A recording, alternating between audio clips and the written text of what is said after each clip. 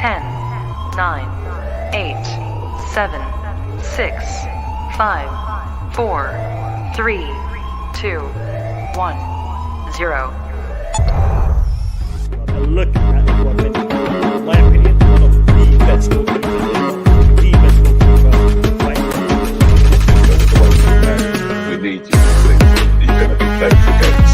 So they want I'm a little bit worried for tomorrow's game. I saw a stat online. Sergio He's going to play at the night. That is the second. We only have two men now in the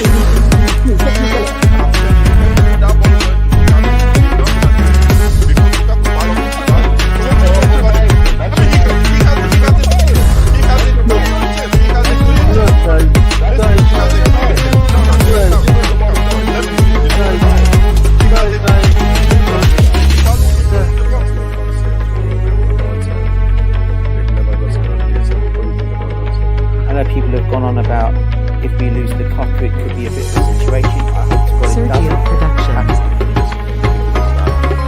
Sorry guys, I'll do the next.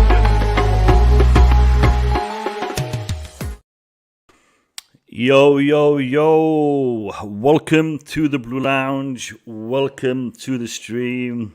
I hope you guys are having a fantastic evening.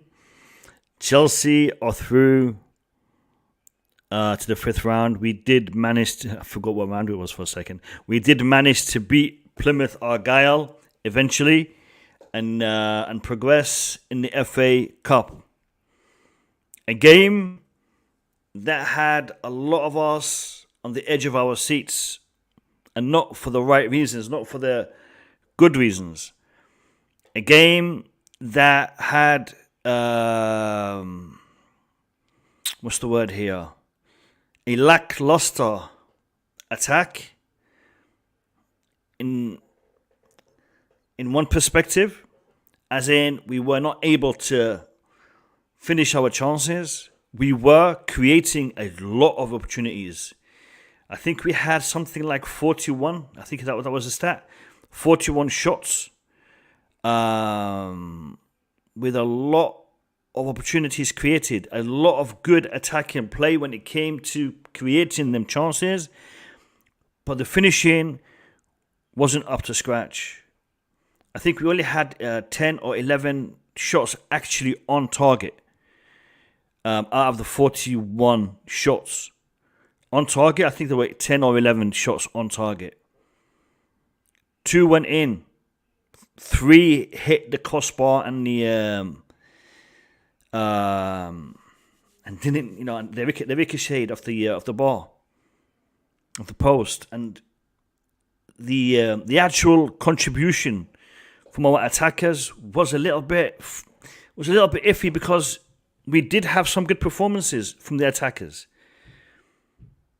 Mason Mount, Hakim Ziyech combining very, very well.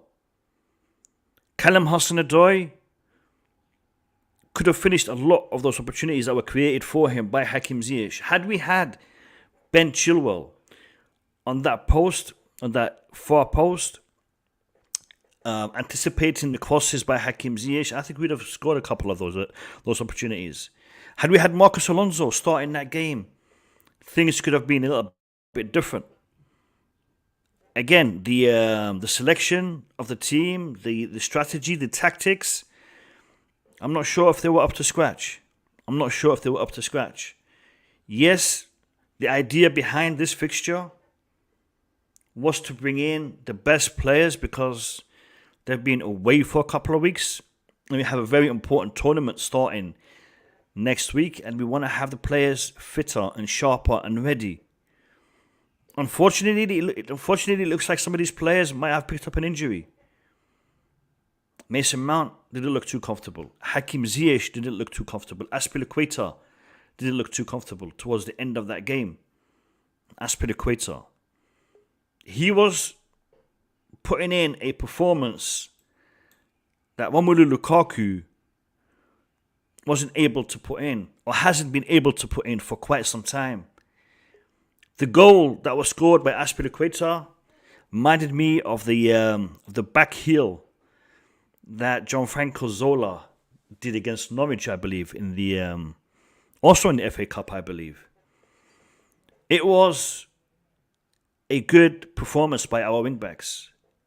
Azpilicueta, Marcos Alonso, when he came in, and I say wingbacks, they actually played as fullbacks today.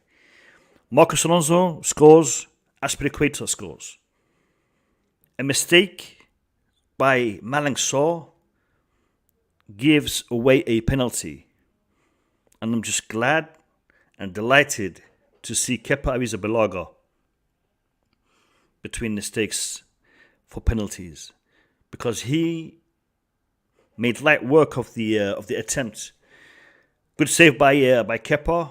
A good performance by Kepa, to be fair. I think this performance is not one that a lot of us are happy with, but also we need to take into account the timing of this fixture and the opposition. I have to take off my hat to Plymouth Argyle. Well done, lads. They came to Stamford Bridge to play a game of football, and they played well. They, they tried to beat the champions of Europe, and they came close to it. They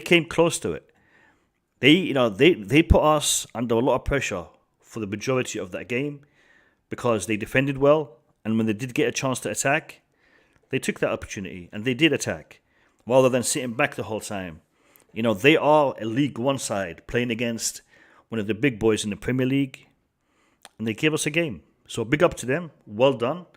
It was a good game, and it's a game that will live in their memories for quite a long time. So this is where we are. We're going to discuss the performances. We're going to discuss the tactics. We're going to listen to the post-match press conference. As you all know, Thomas Tuchel was diagnosed with, or was tested positive for the virus last night. Therefore, he wasn't able to take the team, to manage the team, to coach the team, to lead the team against Plymouth this afternoon. And it looks doubtful that he will be going to the World Club Cup in Abu Dhabi. So we'll have to wait and see how that pans out, if he is able to get there for the final, should we make it to the final. So we're going to be discussing all of these things in today's stream. Before we get into the stream, I want to address some of the people in the chat. Horizont, big up to you. George Campbell, big up to you. I've watched Lukaku 8 times live at the Bridge this season. He's getting worse by the game. George, normally I wouldn't agree, but today I have to say I do agree. Today, Lukaku was not up to scratch, was not up to the standard, was not a £100 million player. Yesterday we were talking about the game. We were doing a preview, and I said Lukaku should start because we spent money on him, and we should get him to start to fire. Start firing, start to get into his form, into his rhythm. And Boogeyman rightly said, he's a £100 million striker. He doesn't need to play against Plymouth Argyle to get his rhythm back. And he was right, because even Plymouth Argyle seemed to be too tough at the opposition for Lukaku to get his rhythm back. Marcio, big up to you. CFC Blues, Lukaku, Frazo, Lukaku. Yeah. I'm glad you like it. Who else is in here? Let me have a look. Abdul B, big up to you. Welcome to the stream. Welcome to everybody to the stream. Welcome to my panel. I have with me today a big panel to start off the stream. I have VJ, Boogeyman, Bobby, Couch, Chris, Nick, and Tex. Big up to all of you. How you all doing? Good, Casey. Yeah, good. Thanks for having me, man. Hello to everybody. Welcome everyone. Lads, before I start to get your feedback and get your input and your insight, let's have a quick watch of the the press conference, the post-match press conference, if I can find it, because it's important to hear what our caretaker coach had to say. Arno Michaels. So we're gonna see what he had to say about the game, and he's gonna give us some of his insight. We'll take it from there. So let's just gonna bring it up for you guys. Give me 2 seconds. Here we go. Skip the ads. Let's go. How are you doing? Can I ask you first of all how it worked with Thomas this afternoon? Was there ongoing communication, or have you not spoken to him? Yeah, there has been ongoing communication with Benny Weber, who informed us also. He knows about our game, of course, and we stay in touch with him the whole game. He was involved in the whole preparation of the game, so everything was clear what we wanted to do, and we stayed the whole time in touch with him, and yeah, all good. What are his thoughts at the end of the game? Why you made such hard work of it? Yeah, I did not talk right now to him, but we will do later. I think we had, for me, 60 minutes. We could also lead 3-1. We had very many opportunities, crosses from the side, touches in the box. A little bit unlucky with crossbar, post. At the same time, we scored more or less our own goal, and then we bring us at the end. We bring us also a little bit in difficulty, but everybody will say in the FA Cup the most important thing is to go through, and that's what we did.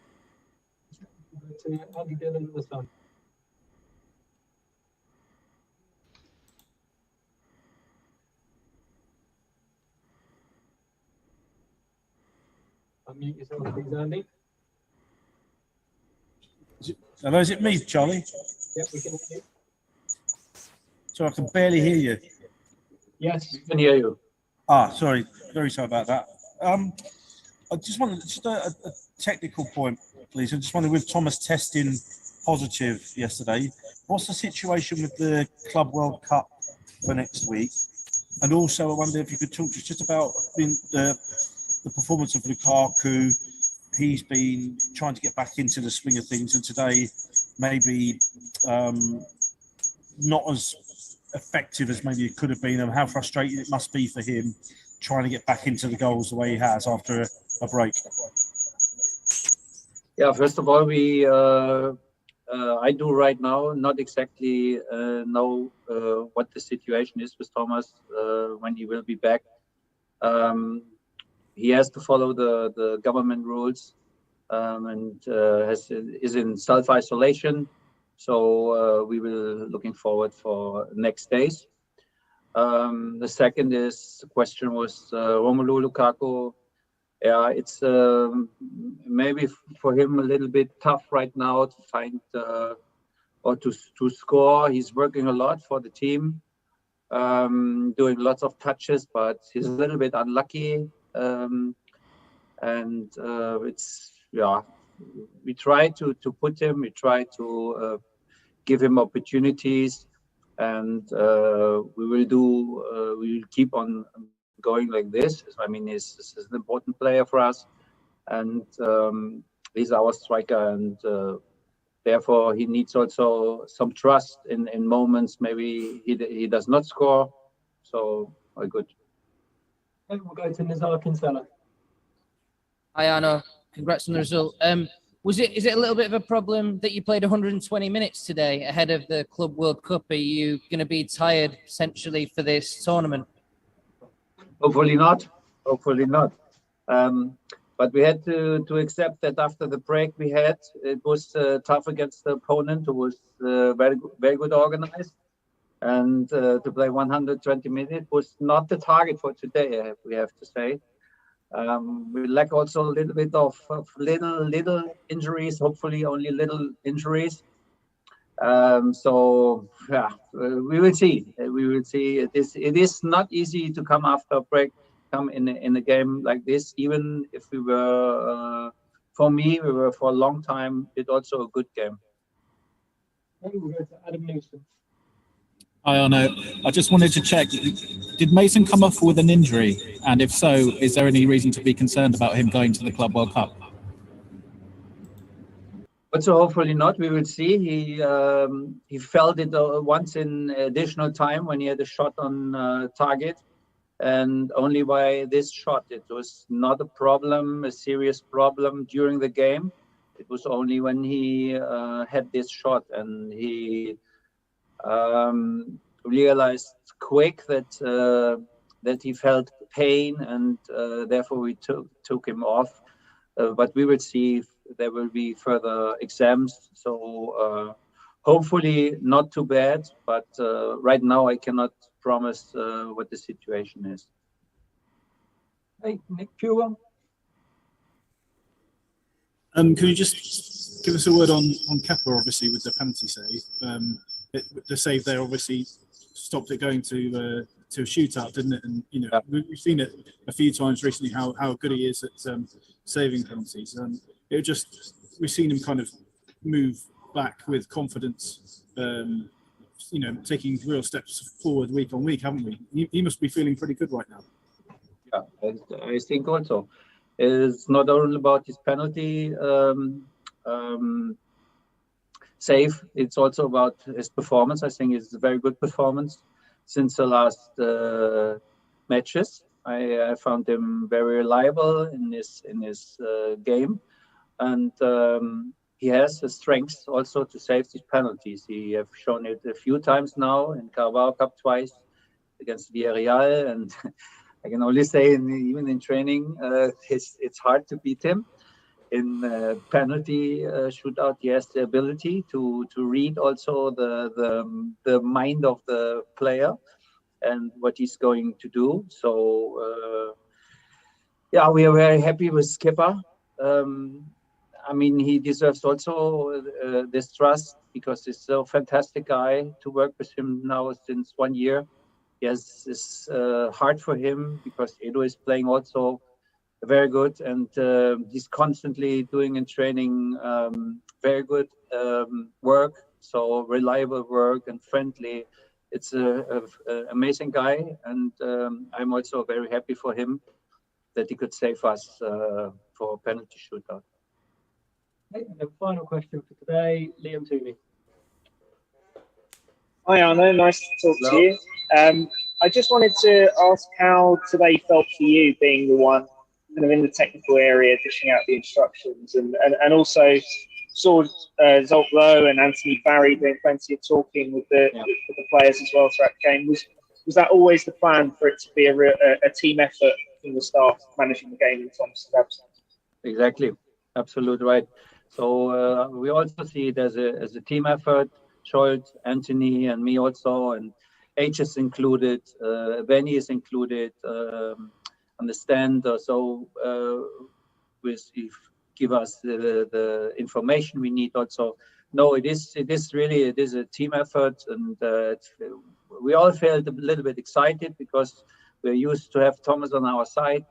It is different. It is different, but the team does it very easy for us, and helped us also in our work, and we felt very good and felt very good supported also. But it is definitely different to when Thomas is there and you're not the main responsible for it. All right, fantastic. Guys, give me 1 second. All right, so we've had Max Burton join us and Couch Critic leave us. So Max Burton, welcome to the stream. I hope you're doing good, my brother. All right, Max, can you hear us?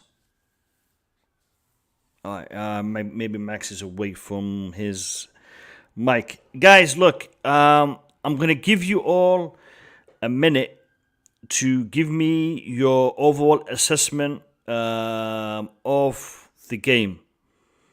But there are points that I need to address. I need to address, and unfortunately, I'm going to be saying this, and I know there's people here who are going to disagree, but I think we need to address the lack of ability that is clear for all of us to see right now when it comes to the finishing that Lukaku has. Lukaku's finishing ability needs to be addressed today. All right, because I'm one of those that has been supporting him, that has been backing him. But if you are unable to outsmart the defenders of Plymouth Argyle, and you're unable to finish, it's a little bit of a problem when you cost £100 million. When our defenders, our left back and our right back, our main goal threat, it's a bit of a problem. And I know some will be saying, "Oh, but there's other attackers on that pitch, and are we putting them to the same standard?" Yes, we are. We're putting everyone to the same standard. So when you address your assessment, I want you also to give me your point of view in respect to this particular area, Romelu Lukaku, and his ability or lack of when it comes to finishing. Is this related to the interview that he gave, or is this related to something else? Is this just bad form? Is this is there a different reason for this that you can come up with? So I'm going to open it to you guys, and I'm going to start with Boogeyman. So Boogeyman, kick us off on this, mate.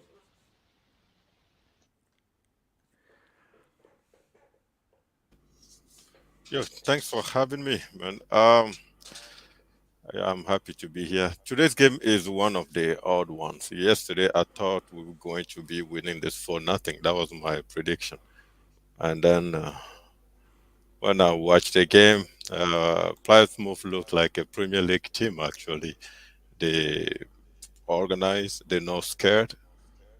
In transition, they were pretty good. Listen, their number 4 just looked like Jorginho to me sometimes, the way he calmed down the ball from the defense all the way through the midfield and pass it through. I'm like, wow, I didn't know League One has that much of quality. It was crazy today.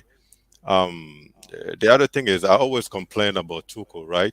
But the assistant scared me the most. I mean, when he put it was I think it was Werner in for Kovačić out, I screamed. I was like, I've never seen this before. Like, it was good. So I'm happy he's the assistant. He's not the main coach, because that guy scared the hell out of me, man. So I'm happy that we get a 3. Oh, not a 3. We get through. The game in general is just Plymouth surprise everybody. They surprise us. I can't believe it. What I saw today, I can't believe it. Then we come back to our strikers. I'm like, seriously, guys? They didn't offer anything. Like, it's crazy. What's going on in this team? Ziyech, the only player, maybe followed by Mount, the only 2 players that will try. If we were to score, that will come from Ziyech or Mount. Cho, run with the ball, nothing. Boogie, were we handicapped because we played Lukaku today? Listen, I cannot answer that question. I'm not too sure at this point. One thing I know, had we have started with Kai Havertz, would it have been a better? Yeah. You can see Werner passed the ball to Havertz return. Those ones they both did. Those things we don't just see it anymore. Like, my point is this: Lukaku. Listen, Lukaku put himself in this situation. Let's just make this clear. Lukaku today was scared. Every time he's touching the ball, he's thinking about what would be Chelsea fan reaction. The guy is just scared, shaking. He touched the ball with both feet. Instead of shooting it, he trying to hold in, wait, pass. Lukaku, you know the guy that built the ball. You're there to score. Shoot the ball. Shoot it. Kovacic tried many times. We hit the post. Who else will shot? Lukaku, start shooting the ball. Wherever you are on the pitch, shoot it. Just take a shot and let's see where it goes. Lukaku is not in his proper mind right now, and I guarantee you it has something to do with that interview he did. He cannot kick himself out of that loop anymore. And my problem is, we pay £100 million for that guy. He was supposed to be the one that lead us out of these games. Today, for example, I'm not going to be complaining because why did we start Lukaku? Yeah, we start him. But when Plymouth score one against Chelsea, we play against League One, and they score on us. And it was 12 minutes or something. This is the time Lukaku has to take his leadership and prove that he can lead this team through this type of game. Where was Lukaku? Big zero. Nowhere to be seen. So for me, he put himself into this situation, and right now he doesn't deserve the 350 million, the 350,000 that he's getting per week. No, he doesn't. All right, I'm gonna run through all of you guys, and then we'll open the discussion. So if I cut you short, I do apologize, but I want to give everyone a chance to give me their take. I'm gonna go to Bobby next. Bobby, same question that I posed to Boogeyman. However, I want to give it to you from a different perspective. Lukaku doesn't lack the ability, because we've seen him in the past produce. But is he currently lacking the ambition and the motivation to produce? And also your assessment of the game. Take it away, Bobby. Hi guys, good evening. First of all, I'll talk about Lukaku. From the beginning, let's not pretend. The issue of his ability was suspect. You can't squeeze blood out of a stone. You can't get somebody to do what they're not capable of doing. Yes, Lukaku will show you flashes of this and that, but before he came, was concerned about our interest in him because I never saw him as that £100 million striker, no matter what he was doing in Italy. So we're stuck with it now. We've made a bad choice. We've made a panic buy for the right reasons and got the wrong player. How we deal with that, well, summer will tell. Unfortunately, I hear Amanda Broja's got a bit of a nasty injury as well. I don't know. But summer will tell. Amanda has to come back. If we are fortunate enough to recuperate something from Lukaku, I think that wouldn't be a bad idea. I doubt it, because the thing about when you make a big investment like that, you'll find that the board will keep pushing and pushing and pushing and insisting that some magic happens, that it works out. Well, anyway, that's Lukaku. Today, the game itself, was it a surprise? Well, these things can happen in an FA Cup. What I'm really fed up with is that we are going into, this is just Chelsea. The last time we went to this competition, we had players missing, players injured, all this. There's always that story with Chelsea. We don't seem to go into big competitions from a position of strength. Now we're without Thomas Tuchel. We're the main person. We're still without Chilwell and Reece James, although he's coming back. I don't know what the position is with someone like Loftus-Cheek. So we're going into this thing I'm concerned, and the teams we're going to meet are 10 times better than Plymouth Argyle. So what's going on here? Are we going to have another sort of tale of Chelsea? That's what makes me fed up. I'm sick and tired of going into games, big competitions, and we are not fully, full strength. Today's game, well, it was one we got away with. It happens in the FA Cup. As Boogeyman said, some of the substitutions were a bit weird. But were they, though? What did we have really on the bench? That was what I was thinking of. I was thinking, well, who's going to come off the bench to do something a little bit different? They brought on Havertz and Werner. Okay, maybe a bit too late. But Chelsea are crying for that midfield general. It is so obvious. And as for the finishing, well, we all know the story. The one I can't forgive Lukaku for is the chance that was created for him by Ziyech and Mount. The ball was shot across to an empty net. To me, it almost looked as if he wanted to miss it because it seemed easier to score than to miss.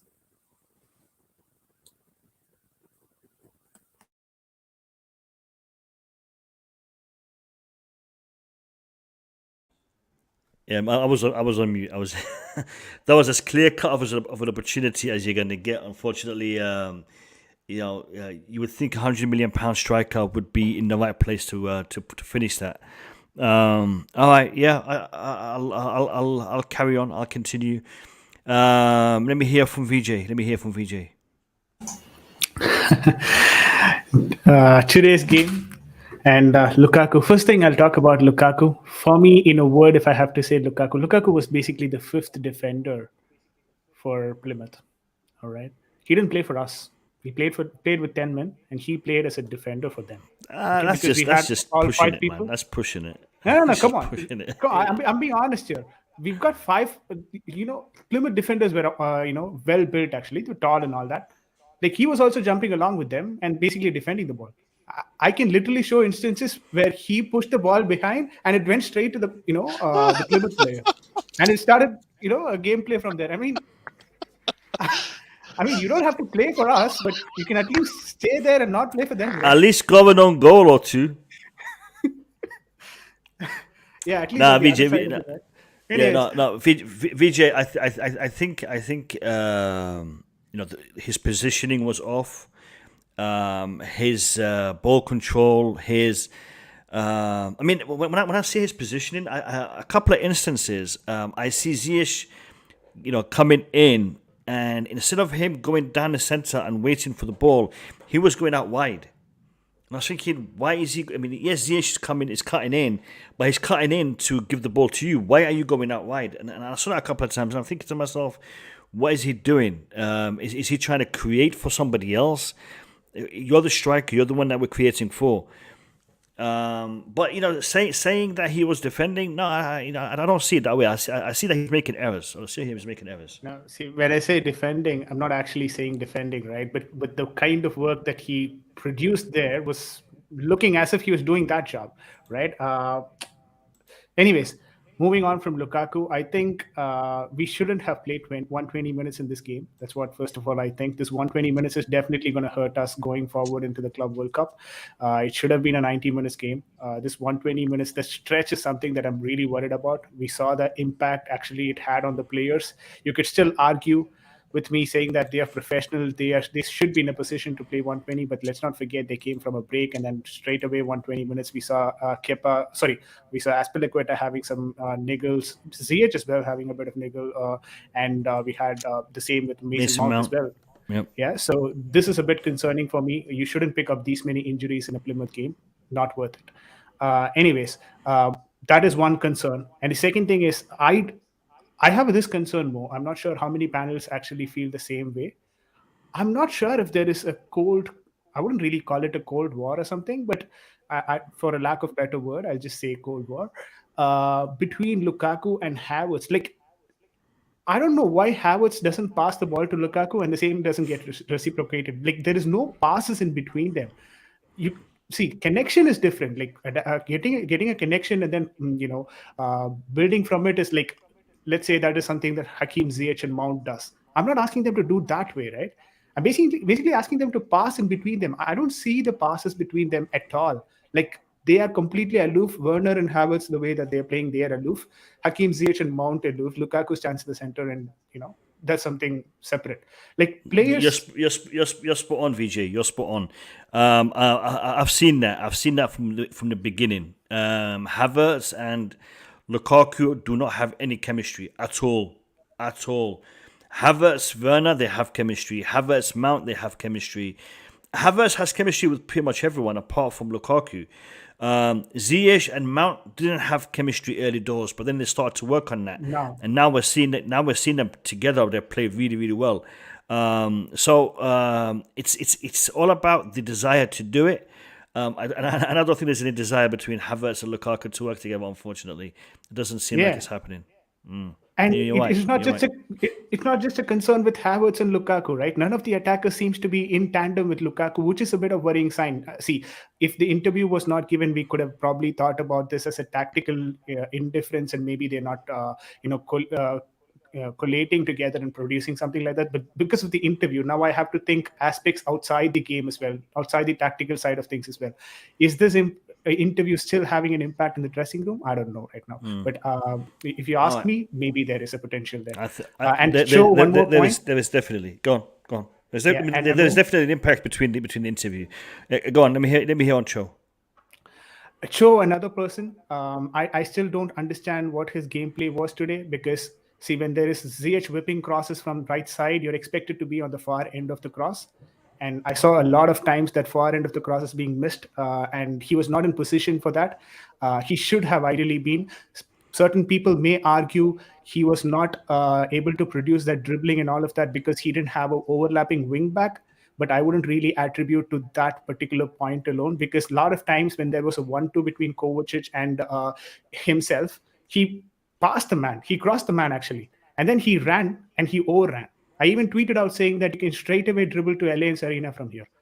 Basically, he was just dribbling and it went nowhere, right? Yeah, and I think his finishing has been suspect for a while now. I mean, the opportunities that he had today are opportunities that Ben Chilwell would put in by accident.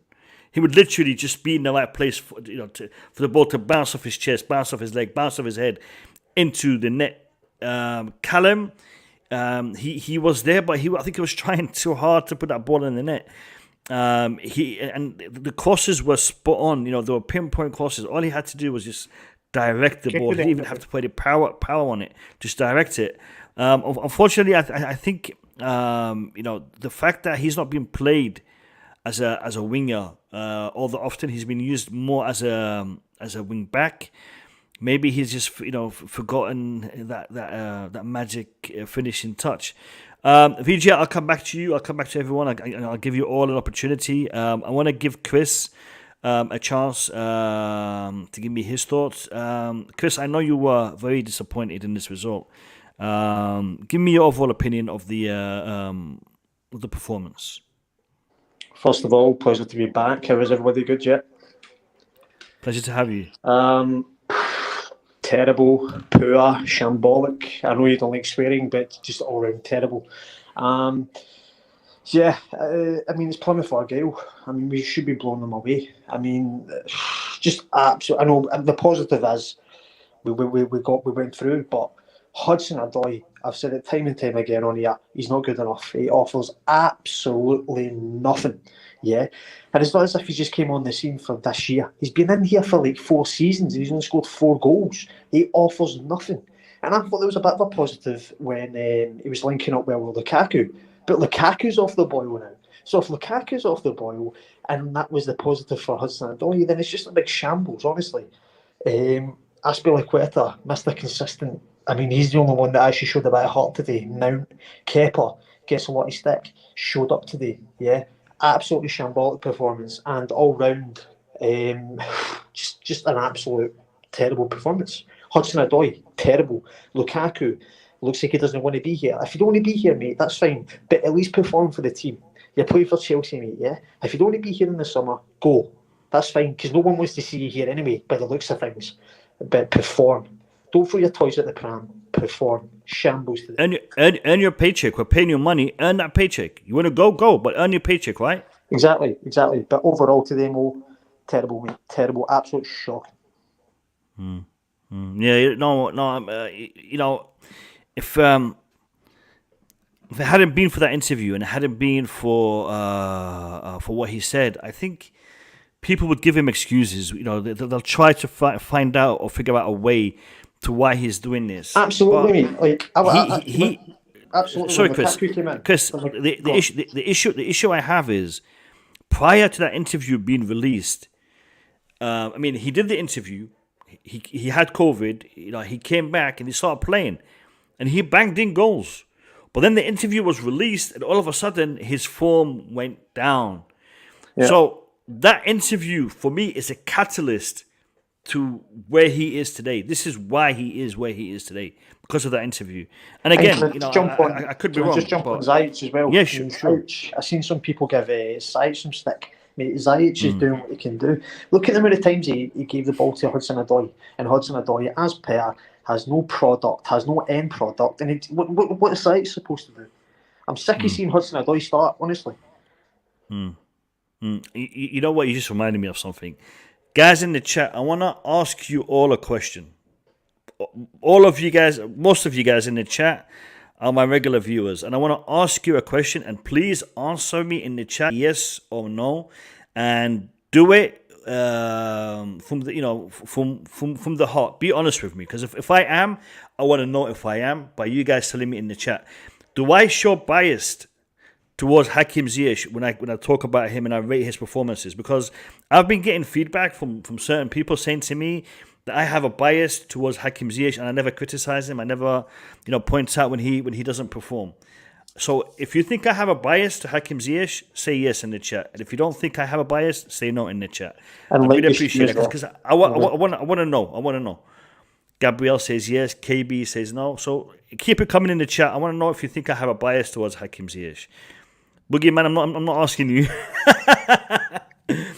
All right, Chris, thank you for that. Let me hear. I'm going to leave Max Burton to the end because you know, they say leave the best to last, so I'll leave Max Burton to the end. I'm going to go with Tex, Nick, then we'll go to Max. So Tex, give me your assessment of the game, mate, and welcome to the stream. Absolutely. Hello, everybody. I hope everybody's having a good day. Thank you for having me. I mean, simply put, horrific.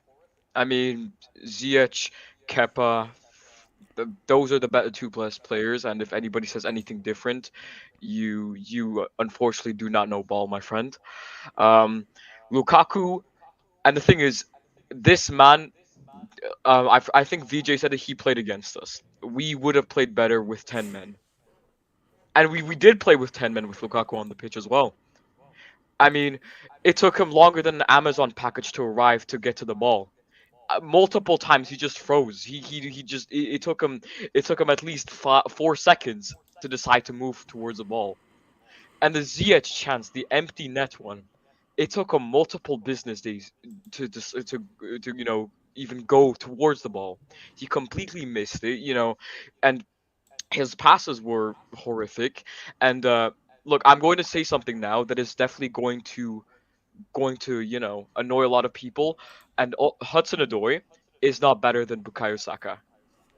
I don't even know why this is a debate at this point. Hudson-Odoi is not a good player. He is bang average, and that is reaching, in my opinion, as well. And the thing is, I never side with Arsenal. I always side with Chelsea, but Bukayo Saka is simply a better player than Hudson-Odoi. He was not amazing. He was bad. And the thing is, I'm ripping into Lukaku, and I'm Belgian, so I mean, I've supported him since day one. I've always, you know, been to his side. But this was, if he gave away a penalty or he got a red card, this would have been a Bakayoko level performance. And I don't know, just seeing Lukaku play, I mean, it's just painful. And the Callum Hudson-Odoi, not amazing. And Ziyech, he had a really good game. And the thing with Kai not passing to Lukaku, he did that with the Ziyech chance as well. He could have passed to Ziyech and then it might have been a goal, but you know, we move. And Mo, I remember you saying something about, you know, people telling you, oh, you know, you rip into Lukaku. Why are you not, you know, are you holding the other attackers to the same standard? And you said you are. And the thing is, we should put Lukaku at a higher standard. We should be holding him to a higher standard. He's 100 million. and B, he's also our main striker. How are we going to hold the wingers to the exact same extent? Because some of them, aren't they're not supposed to be. Rudiger has going forward. Rudiger it provides more of an attacking threat than Lukaku, because Rudiger actually has the balls to take a shot. Sure, it goes into Rosie, but at least he has the balls. And I mean, we this is not good enough for Lukaku. We can't be making excuses for him. He hasn't been picking up form. He knows what he did as well. And I mean, I don't know, man. I don't even know what to do with Lukaku. You've made some very good points there. Whether I agree with all of them, no. But do I think no? But you have made a case for your points, and I think in respect to Callum, he hasn't put in fantastic performances recently, and the issue we have with him is because we know he has such a high ceiling when it comes to his potential, that he can achieve so much more.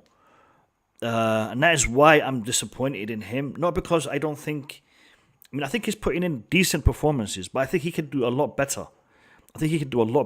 And he's at this point in his career where he is going to have to start to perform to that standard, because he's not a kid anymore. He's been here for a while. He's been in and around the first team for a long time now, and he needs to start to deliver. And because I think he can deliver, this is why I'm a little bit disappointed in him, because I think he is one of those players that has that ability to do a lot more. So we'll see. We'll see what happens towards the end of the season. We'll see if he can improve. I mean, we are going through a rough patch right now with injuries on the wings, with our wing backs being out, and him, Pulisic, are having to fill in at roles that are not normally, their best. So, I'll give him the benefit of the doubt, and I hope he can put in the performances that we know he can do. Tex, thank you. Let me hear from Nick Blue, and then we'll go to Max Burton. So, Nick Blue, give me your assessment, mate. Yeah, evening, chaps. Big up, Mo, for having me. I don't know where to start with this game. I was watching it, I couldn't go to the game again. And it was really frustrating, really, I don't know what to say, but when we started off really fast like we usually do. I thought, right, the goal's coming any time. But in the end, Plymouth go and score because we didn't defend properly. And you can't just blame Lukaku because he's not a right back, a centre back, whatever. That wasn't Lukaku's fault. Sure, someone had to be there, but they weren't. Our defense wasn't there. But I'm not saying Lukaku done well. I will come to Lukaku in a minute. Then half time 1-0. We had how many chances we had? I think it was 43. We had 41 shots, and I think there was 10 or 11 on target, something like that. Yeah, 41 shots and 2 goals. That's unbelievable. All right, we hit the post twice, the bar once. But and Hudson-Odoi, that header he hit on the bar, it was easier to score. My 2-year-old grandson would have scored that. I had enough with Hudson-Odoi, really. So much 4 years he's done nothing. They can send him on loan and sell him. I wouldn't say anything. I used to back him all the time, but it's enough. And even and coming to Mason Mount now. Even Mason Mount, he had a chance to pass it to Lukaku for a tap-in, but he preferred to try himself. No one wants to pass it to Lukaku. He went and tried the shot himself and he deflected for a corner. That's really bad. And after that, you can see Lukaku telling you and he's putting his hands up.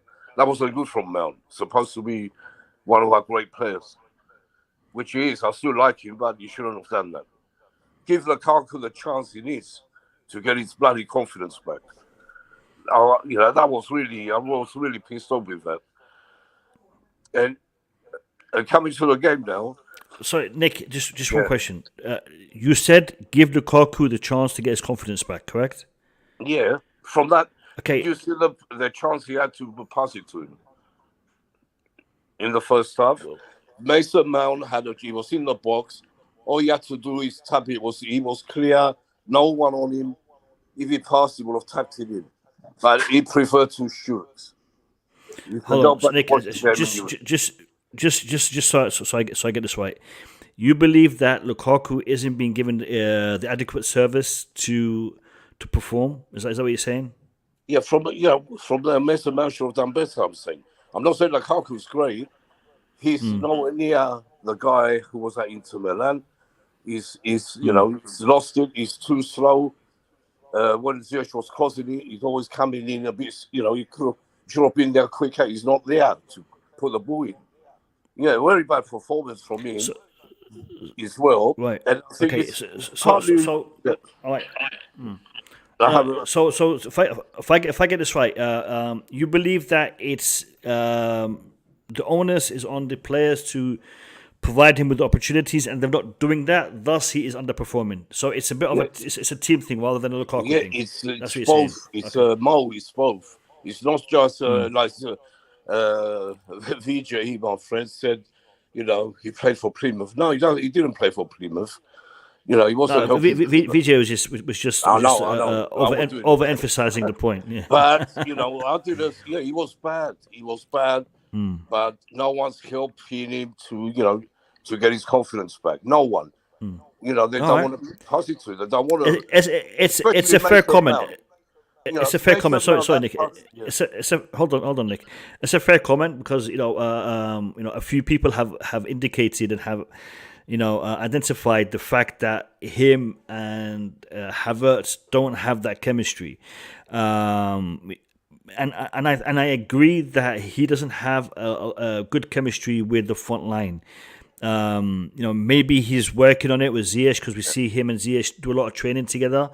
Maybe he needs to do it more with Havertz, with Werner, with Callum, with Mount. So that is definitely an area we can work on. It's not just Lukaku. People want to hang him now.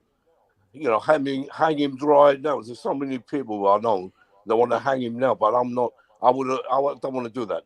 I still want to give him to the summer to give him the chance to turn it around. And if he does turn it around, I'll be laughing at these so-called Chelsea fans. But, he's not playing. Like Boogie said, he's right. Boogie's right. He's rubbish at the moment. But it's not just down to him. They have to help him get that the first goal. And what I was really impressed with today was Azpi. No one's mentioned Azpi. Man of the match for me. If he didn't play today, we would have gone out this game. We wouldn't be in the fifth round. He showed what a man he is, what a player, what a goal he scored. And Alonso, how many haters we have in this fan base? Alonso haters.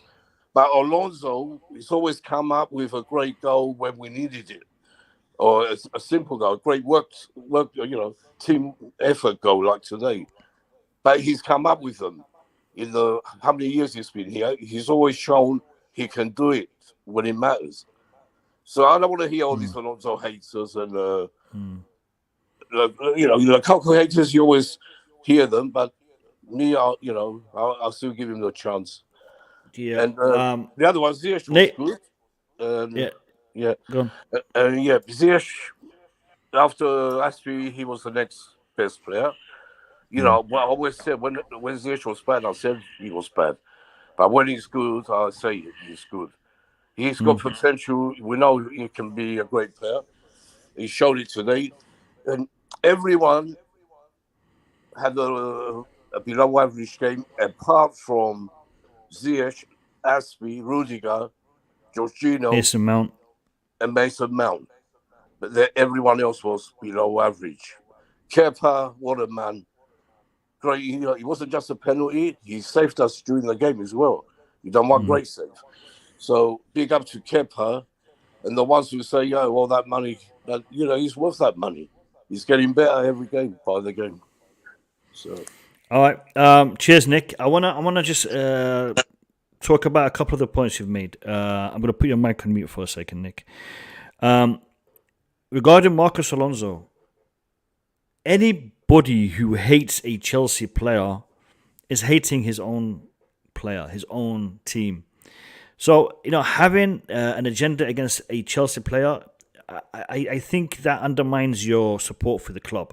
Whoever you hate. I think if you want to criticize a player for bad performances, you go ahead. You have all the right in the world to do so. Marcos Alonso has issues when it comes to his defensive work. He has issues when it comes to his agility, his pace. During the Lampard period, he had issues in respect to his attitude, as per Lampard's handling of his situation.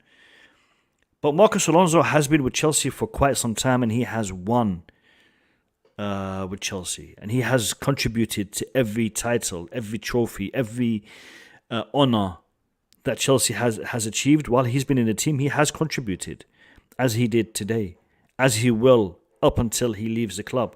Marcos Alonso is a player that is definitely able to contribute. And is he everyone's cup of tea? No. But he is contributing. I can't compare Marcos Alonso and Romelu Lukaku, because Romelu Lukaku has yet to show his value for Chelsea.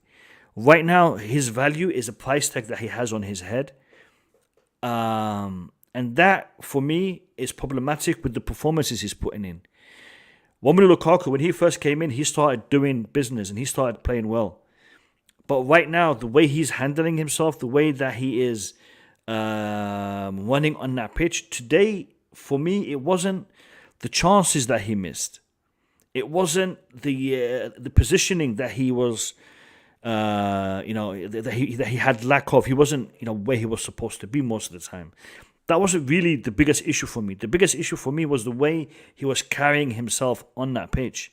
He looked grumpy from the first whistle. It's like, I don't want to be here right now. I want to be somewhere else. Tough luck, mate. We're paying you to play football. You don't have to enjoy it. Just get on with it and do your job that you're getting paid for. His attitude, his body language, I wasn't happy about that. And I could be misreading it. I could be way off base here. But that's why I picked up on. I picked up on that he wasn't happy. Now, is he not happy because of what Nick was saying about him not getting the service and not getting the correct balls played into him, the opportunities that he thinks he's creating and he's not getting that service? That could be a situation. That could be a reason. But regardless, on that pitch, you're representing us. The club is paying your wages. We're the fans who buy the shirts, who buy the tickets, who support this club through good times and bad times. You need to respect the fans. You need to respect the team, and you need to put in that shift. And again, I hope he is able to turn it around, both off the pitch and on the pitch, because I don't want to see this investment that we've made go pear-shaped. I want to see this investment that we've made pay us back. Pay us back for the trust that Marina, that the board, that everyone put in this deal, and bringing him into Chelsea, for a big paycheck. So I hope he's able to turn it around. I really do hope that. And the next two games is his best opportunity to do that. Because if he's able to do something in Abu Dhabi over the next week or so, he will definitely be able to change a lot of perceptions. So hopefully he can. All right, like I said, I saved the best to last. I'll let Max Burton give us his take, and then after Max Burton, we will take it as an open discussion. Take it away, Max. Good evening, all. Hi. Good evening, Max. Hi. Welcome. Boogie, Bobby, VJ, Chris, Nick, and nice to see you guys. Right, there you go.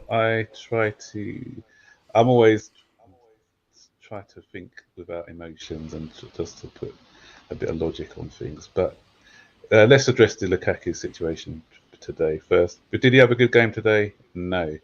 Was he worth the 100 million today? Definitely not.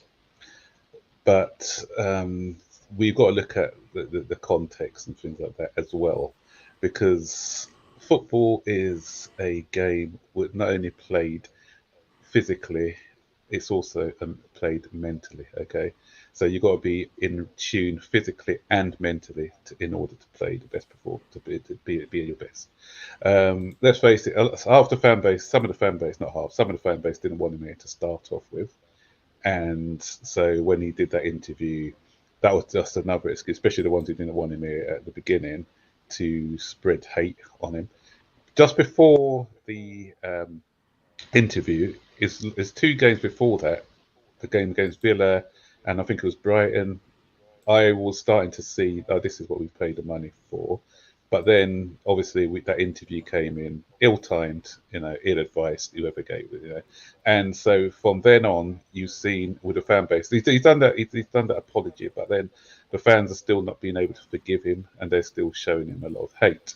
So by doing that, it's doing us no good, and it's doing him no good neither. All the hate that he's received, because what he does, he's playing on his mind. He's probably trying. So in the first game after that, I think he was trying too hard, too much, and things weren't coming off. So what he really needed to do is score a couple of goals in that first game, or just go on a run where he scores goals, and then it would all gone away. The longer he takes not to score any goals, the bigger the weight is on his shoulders, because everyone's going to be saying it's because he doesn't want to be here and everything else. So, and that's going to affect his performances. Yeah. So as a fan base, as I think Showtime always says as well, we need to, okay, it's done, dusted, but for the good of the club as well as the good of the play of the player, we need to try and get on, get behind him, try our best to put him back into a bit of form. His finishing today was a bit off, yes, but targeting just Lukaku, if I'm looking at it, I'm looking at all the strikers. It seems like since Costa has gone, before Costa, since Abramovic's era, only 2 players have been able to play for 2 strikers. Everyone else seems to be allergic to play for Chelsea when they come as a striker. They seem allergic to being able to put the ball into the back of the net or something, because we have got a problem with strikers at Chelsea. And as I said, it's been going on for years since Abramovich has come in. If we look at those 2 chances, okay, the chance, we should have showed a bit more desire for that cross coming in from Ziyech, and there was a header as well where he didn't time his jump properly, and unformed Lukaku, because we've seen him do that against Brighton, we've seen him do it against Aston Villa. Those crosses, those are bread and butter for him, really. But to say that he wasn't, so VJ's making comments, which was a bit unfair, I think, to say he was one of their best friends. I thought, especially in the second half, some of his hold-up play was quite good. And a lot of people are just focusing on the negatives and not the positives. There's a couple of times he held up play and he had a shot. Was it Cover or someone? Twice he played people off with his hold-up play. So that was that. He did contribute a bit in the game, but as I said, for the money that we've paid for him, we expect more than just a couple of good hold-up plays or whatever. But when Werner came on, Werner was awful. So, we're not talking about that. His touch was terrible. You see that one where he chested it for a throw-in or something? It's a simple chest, and there's a couple of other ones where he's done a touch, which it was really poor.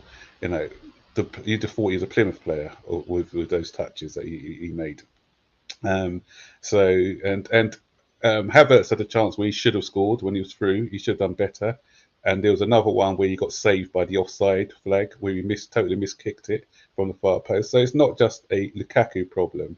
It's symptomatic with all our strikers, this issue of putting the ball into the back of the net. We saw how many chances that we had today and we saw all the chances scuppered. And again, we had to rely on 2 defenders, like we had done at the beginning of the season. At the beginning of the season, it's our defenders who were scoring all our goals. We couldn't rely on them all season because the defenders are there to defend, our attackers are there to score the goals. So we just need to get that sorted out. I don't know how we're going to address that. Is it a psychological thing, a mental thing? I don't know. But we mentioned a couple of players as well here. And how form can quickly change. So I was one of them who was on Ziyech's case at the beginning because Mo, in answer to your question, I do think you were a little bit biased towards him because sometimes where his performances weren't great, I called him out for those performances. But now I'm one of his biggest supporters. What's turned it around? His performances on the pitch has turned it around. Ziyech is one of the most consistent players over the last 2 months or so, and that shows you when you've got a good run of games and you're getting confidence, the things he does. So some of the things he used to he didn't try to shoot before. We didn't see any shooting from distance for a while with him, but now he's taking shots from distance. His crossing is good. Maybe it's the change of formation which is allowing him to express himself better, possibly. But now you're seeing the sort of money that you put, and some of the skills. He's trying a lot of skills as well, that he didn't used to try before. Why? Because his confidence is up. If we look at Kepa, we used to joke about Kepa. He was that last season. This season, he's come in and he's made some. He's covered deputising for Mendy, and credit to Kepa. We could say that we haven't really missed Mendy this season. Since he's been in the African Cup of Nations. Arguably, there was one shot where, I can't remember, it was Man City. He may have got to that because of his height. But apart from that, he's been good and he's been confident. And that penalty save today showed it. So what you're seeing is sometimes with a player, it's about form. So sometimes once they get that form, once they get that confidence, then they start to express themselves a lot better, okay? And with regards to Hudson-Odoi, I know he's getting a lot of hate, but Hudson-Odoi, I know a lot of people said Xhaka. Okay, Xhaka is better than him at the moment, but if your tables were turned, Xhaka got a bad Achilles heel injury and Hudson-Odoi didn't get that injury, then you may not be saying it. Football's about context as well. That injury, don't underestimate an injury like that. I watched him a lot in youth team football. That guy was his attribute, not only his dribbling, but his shooting was good. I don't know whether he's lost a bit of muscle or whatever in that leg, but now he doesn't shoot with the power that he used to shoot with in the reserve team. So I feel that we know, and he's only now. Okay, people saying he's been with us for 4 seasons. It's only now this season that he's starting to have a run of games. He's just been in and out of the side. He was showing some form when under Sarri and before that injury, and then now he's just been getting a little bit of game time now, and he needs to show a bit of consistency because I've seen some good games from him and some bad games from him. And with us Chelsea fans as well, this is the FA Cup, okay? And I don't care if we're playing Plymouth Argyle or Manchester City, whoever. When it comes to the FA Cup and a one-off tie, these teams put in 100% effort, and we got to give credit to Plymouth as well. Rather than saying it's only Plymouth, I don't care if it's only Plymouth. We still got to go out there and perform. Plymouth came and had a good game plan. They scored a goal. They defended well. They threw everything at us. Their defenders were so gallant today. So you got to applaud them. We hit the crossbar about 3 or 4 times. The goalkeeper had a magnificent game. He made about 5 or 6 superb saves today, and that's what happens sometimes in the cup. Yeah. The day before, Manchester United got knocked out by Middlesbrough. Okay, today West Ham played a non-league side in the Northern Division or whatever they are, and they were the same shoes as us. It took them extra time to overcome Kidderminster in the cup. So let's not just feel that we are entitled to beat anyone who's before us just because we are Chelsea. And so we have to respect everyone. Yeah. And we don't. That's Max, what the cup is. That's the joy of the cup. Yeah, Max. You have an issue with your mic. I think the wire isn't connected properly because your volume goes up and down. So it's It's unstable. I mean, it's clear, but it just goes up and down as Right. volume-wise. Max, I agree with you. I mean, we saw Middlesbrough knock out Manchester United, yesterday. So the FA Cup is always going to be like that. And big up to Plymouth Argyle. They came to play a game of football. They gave us a good one for our money, and respect to them for doing that, because another team could have just come in, sat back, parked the bus, and just defended. No, they actually tried to attack when they had the opportunity. They played well. I think it's Mark Cooper, their goalkeeper, a great performance by the young lad. So it's a good game from the point of view of Plymouth. It's a good game from the point of view of the FA Cup, because it gave the underdogs the opportunity that they could have come to Stamford Bridge and knocked out the European champions, and that is the beauty of the cup.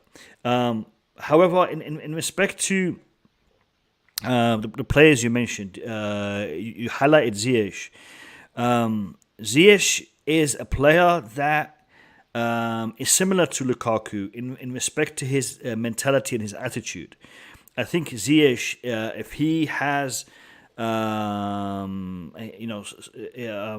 certain issue or a certain problem off the pitch, it will affect his performance on the pitch. He strikes me as one of those players that will have that overlap. There's a lot of players that they'll keep their personal life off the pitch and the professional life different.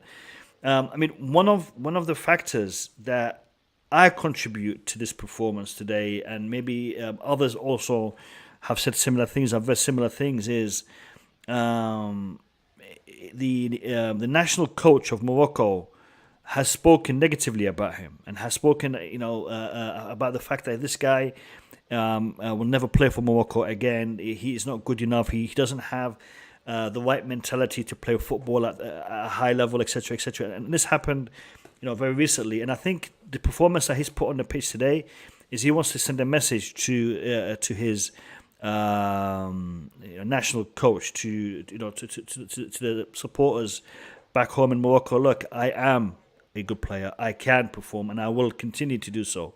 And I think there is a bit of that in his performance as well. So, in respect to Lukaku's situation is going to be baffling us. It's going to be getting us to argue for a long time to come. But again, like I said earlier, I think he can change it all around. He can change it all around with two good performances in our next two fixtures. Two good performances, and he picks up that World Club Cup. Things will change for Lukaku. Believe me, I have no hate for the man. I have no hate for the man. And like I said, I want him to succeed because I want Chelsea's investment to pay through, to flourish, to give us the return. As VJ will tell you, when you invest money, you want to see it, paying you back some dividends and doing it quickly. And that's what I want to see with Lukaku. And I have a strong feeling, and I have the hope that we are able to do that in the next two fixtures and come back. If he comes back home with the Club World Cup, things could change. This season could take a turn for the best, I think. Lads, the discussion is open to you all. Let me hear your thoughts and opinions. People in the chat, if you want to, excuse me, if you want to ask any question to us, put it in the chat. Put a Q before it. If you want to ask us a question, put a Q before it, and I will try to address it. Take it away, lads. Take it away. I do want to quickly. Just a second, Nick. I do want to quickly just put in a disclaimer there when I said, he was actually playing. It seemed as if he was playing for Plymouth. The thing is, I was rating Lukaku based on the performance of him today. All right, it's I understand where Max is coming from, where Nick is coming from, and I respect that time needs to be given. I get it, and I'm with you guys on that point.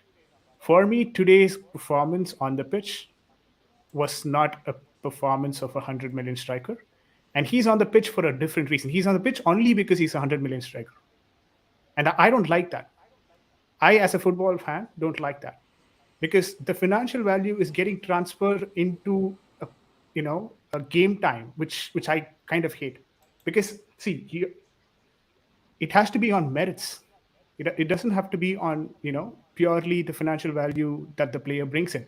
He was playing continuously 8 games. He still is playing continuously 8 games without any goal, maybe one against Chesterfield, and he's still on the pitch only because of his financial value. I'm not even sure if Tuchel is wanting him to start or the board is forcing him to start. That's my concern. Yeah, and just one thing one second, Nick. One second, Nick. 1 second, guys. Hold on. There's a question here in the chat from ZHF Football. I'm going to give you a link to a stream we did a few days ago where we covered most of these things. Somebody just coughed. We covered most of these questions, so check it out. It talks about who we believe will be coming and going in the next transfer window. Sorry, I interrupted you guys. Who was about to go? No, can I just make a quick point about Tuchel? Because I heard a couple of people, I think it was Boogeyman, who said about the assistant manager and the substitution. But Tuchel was giving him the instructions of who to take on and who to take off. He's got COVID, but he still had a hotline to the coach. So if you're criticising him, you're actually criticising Tuchel, because Tuchel was doing the substitutions. And I also think the substitution were not as bad as we, probably presumed it to be. Maybe we didn't understand it initially. I had even concerns when Timo Werner was replacing Kovačić. But then if you see the gameplay, he was basically going into that left wing position, and then Havertz tracked back. Havertz actually played in that Kovačić position, where he actually played better than what he was playing in the wing, along with Lukaku and Ziyech in the front three. He came back and he started playing more on the midfield area, and he played better actually on that role. So I think there was a bit of idea behind it. Maybe we are not able to understand because it was not a straightforward substitution, like a like-to-like swap. It was not something like that. Maybe it was more of a tactical substitution, and then they started rotating amongst in the pitch, and that's why we thought, okay, fine, we're just putting in all the attackers in and then see what we can do, what they're doing about it. Right? It looked like that. All right. I know Nick wants to come in, but before Nick comes in, Gov1905, thank you very much for becoming a paid member of the Blue Lounge. Big up to you. Much love, much respect to you. I will be providing specific member content once we hit the 10,000 subscriber milestone. So thank you for joining the Blue Lounge family. Much appreciated. Nick, take it away, mate. Yeah, I was just going to add. Max is absolutely right. It's Tuchel's choices. He's the main man. Whatever he decides, Arnold is his name. Arnold, he just goes with Tuchel's word. But I think what he did, Tuchel was so frustrated with finishing, he just sent them all on. He said, Werner, Havertz, we had Lukaku still on, we had Ziyech still on, all our attackers was on at one stage. But no one could finish. So it's not a Lukaku problem. This is our attackers' problem. This problem is worse than the midfield. We haven't got a midfield problem. We have an attacking problem. Big problem, which I think in the summer we're going to see 2 or 3 of these lads go, and Tuchel will bring who he wants, who he thinks is right for the club, because we're not getting nowhere with this lot. Werner, rubbish. Havertz, what did he do apart from being offside? All of them. So I just want to mention that. I think it's a big attacking problem, not just a Lukaku problem.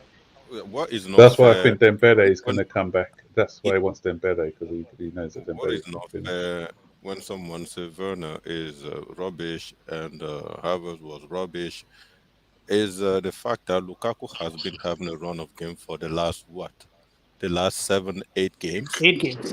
Werner has not had the run of game. So I'm pretty sure if it was switch position, you guys be still saying, oh, Lukaku just started. He need to get game time to get acclimatized to the rhythm and score goals. So now Werner was injured. Werner has not played any game yet. He came in once in a while and played little. people still saying, okay, it's not just a striker problem. It's not just Boogie, you're talking rubbish. No, Sorry. I'm not No, talking. no. Last season, Listen, last season, Werner had a string of games on the Yeah, side. we won the and Champions people, League. No, what were We're people better saying? team than People, this season. No, people were saying, give him time, give him time, Yeah, but give he him time. can't When he was like- missing sitter Yeah, after Max. sitter after sitter, it was give him time, give him time. I understand. I gave him time up until Christmas. Max, I Mo understand. gave him Mo gave him time. I gave him time. We were both on the same thing. Max. Me and Mo were saying, give him time. Our patience ran out after he had played about 25 Max, games and he was still 100%. missing sitters. That's when our 100%. patience ran out. So don't say that. You know, Yeah. Lukaku hasn't had the same amount of time that people are 100%. asking for. You're right. for You're Werner. right. No, but Werner that's a has- fact, though. That was a Yeah, fact. no problem. So am no I wrong? Yeah, Max. Am I I'm wrong? Not, Did yeah, people no, not you're say? not wrong. Did You're not people wrong. not Let me say make to it give clear. Werner time? No problem. Okay, talk. Werner has been here for a long time. We give him time, and he's still missing seated and all those things. But smart players, when you're not scoring goal, you tend to produce. You tend to bring you tend to help the team in one way or the other. Werner work rate last season have proven that at one point we all decided at one point Werner will always be is working more as a winger and a counter presser than a striker. What exactly is Lukaku doing today? Lukaku he's brought in. I told you what he did today because what everyone's focusing on is his negatives and not the positives. Twice he put players in. He held out the ball twice. He brought in people. It wasn't his fault that they didn't score the goal. If he had, he laid it off twice and the person didn't put the ball into the back of the net. So Max, my that's what he question. did today. So we pay 1 million. And he did. And That's why another- he's an attacking problem. Our Max, strikers are not it's not. producing. It's not. Like we cannot Yes, always it try to is. put that You under the can't rug. blame Lukaku Lukaku only. performance is Take Lukaku off, and I'm guarantee you these lot are not going to score. They're absolutely Okay, rubbish.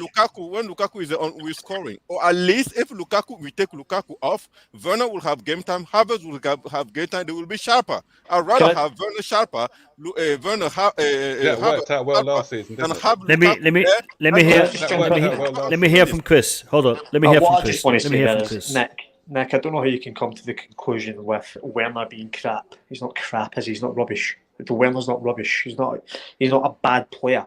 I'm not saying just Werner, Chris. I'm saying all of them. No, but you specifically mentioned the Werner and Havertz. Yeah, because Werner hasn't. No, hold on. Werner let me was good to speak. start, but he just got Nick, worse and worse. Nick, hold on.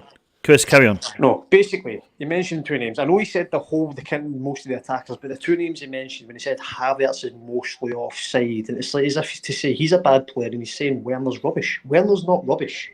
I don't get this. Werner's not rubbish. The big criticism is he doesn't score, and that's the main factor why he was brought in. But he offers a lot more than what most players that people are sticking up for. So. Don't get me. Hold on. I want to give Nick a chance to respond. Nick. Yeah. Look, every time I see Werner coming on lately, I liked him. I wanted him to, produce and become a good player. I really liked him when he came to Chelsea. With Havertz as well. But recently, every time they come on, they do absolutely nothing. What did Werner do today when he came on? Apart from being offside and All right. Doing nothing. Nick, I'll tell you what. Wait, hold on, Vijay. Go on, Nick. Finish your statement. Yeah, I'm just saying, it's not just Lukaku. And you're going to see in the summer, he's going to be the first one to go. Plus, maybe Pulisic, I don't know. But it's going to be a couple at least. And we're going to bring some guys who can score because Abramovic ain't going to take this for long. He's going to do what he has to do. Even he doesn't, the money we paid for them, if we lose money, but they have to go. No one, I'm not saying anyone else is better. Lukaku's better. He's in the same bracket. But he hasn't been here long. And we're going to see. He's got 6 months, 5-6 months to prove himself. And if he doesn't, we have to take the losses. Okay. That's what I'm saying. Max. All right, Max. I want to come in. 1 second, Max. I want to address this comment for me, and then go ahead with the other things you want to address.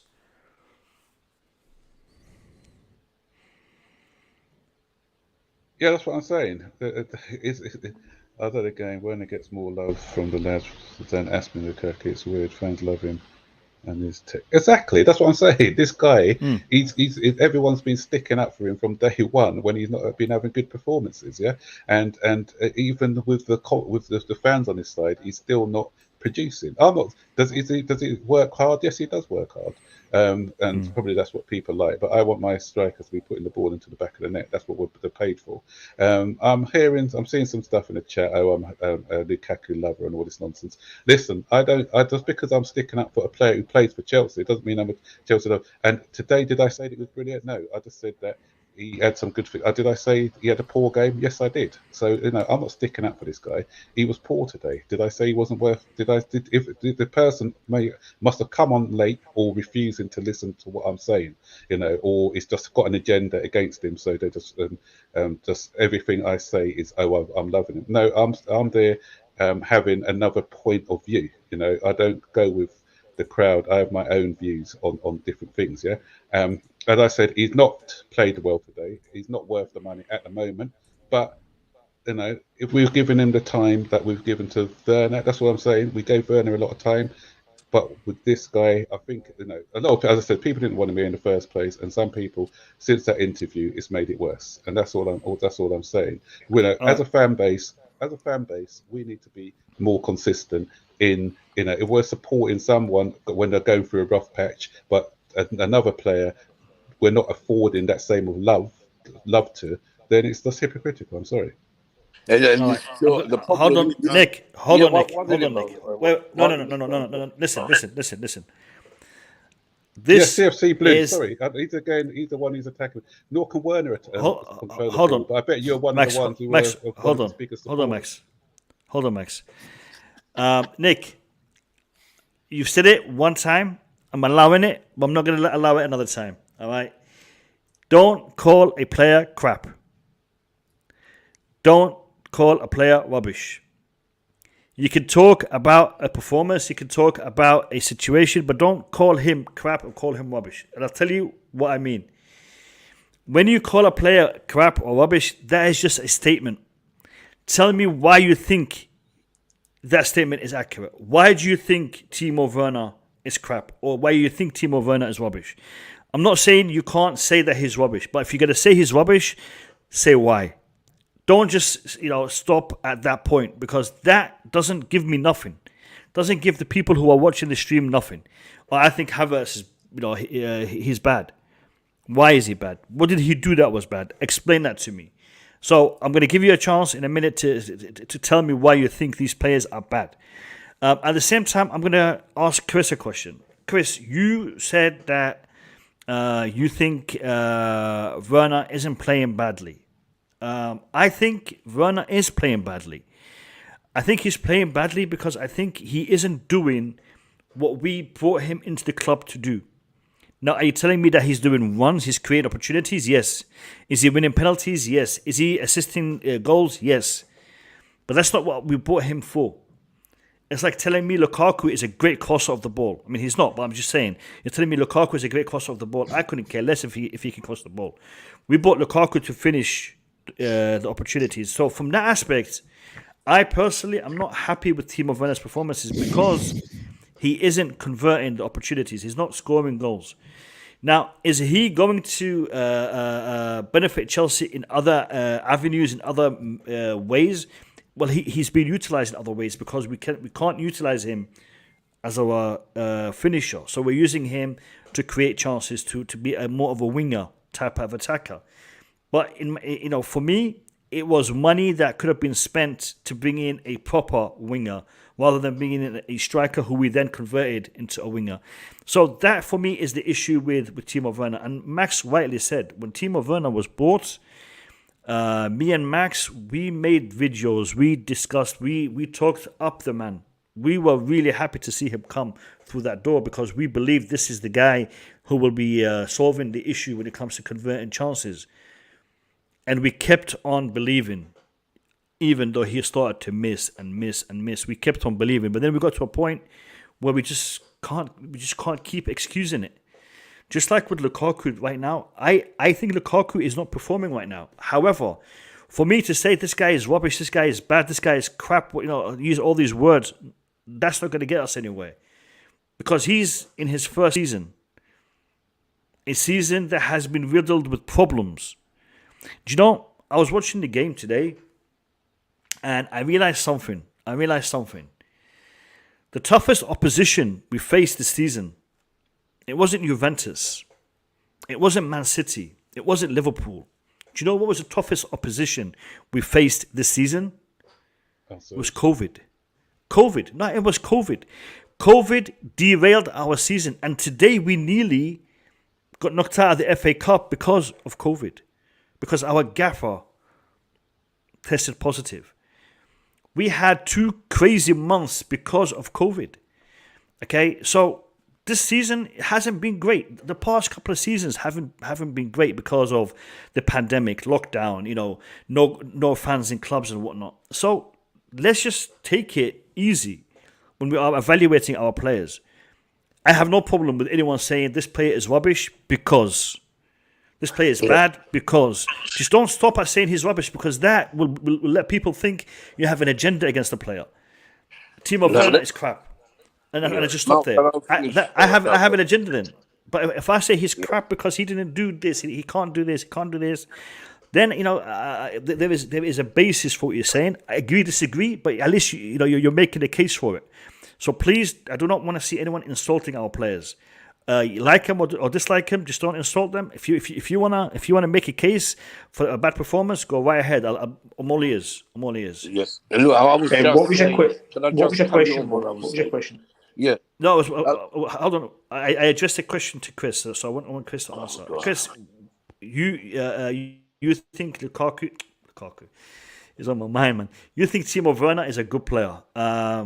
Why? No, well, I want to hear why you think he's a good player. Do I think he's a good player? Yes, I do think he's a good player. Have the performances been up to standard? No. But that being said, he offers a lot more than what the attackers do that are playing. Yeah, and in particular, I'm mentioning Hudson-Odoi because Max says that Werner has been given. We gave Werner time, which we have. Last season, we gave him time. The chances he got, he should be scoring. We brought him in because of what he was doing in the Bundesliga. He was an absolute monster in the Bundesliga. That's why we bought him. And obviously, when he's came in, he's not even been half that player. We understand that, but he does a lot more than most of the players that are starting. For example, I'm mentioning Hudson-Odoi because I mentioned him at the start of the stream.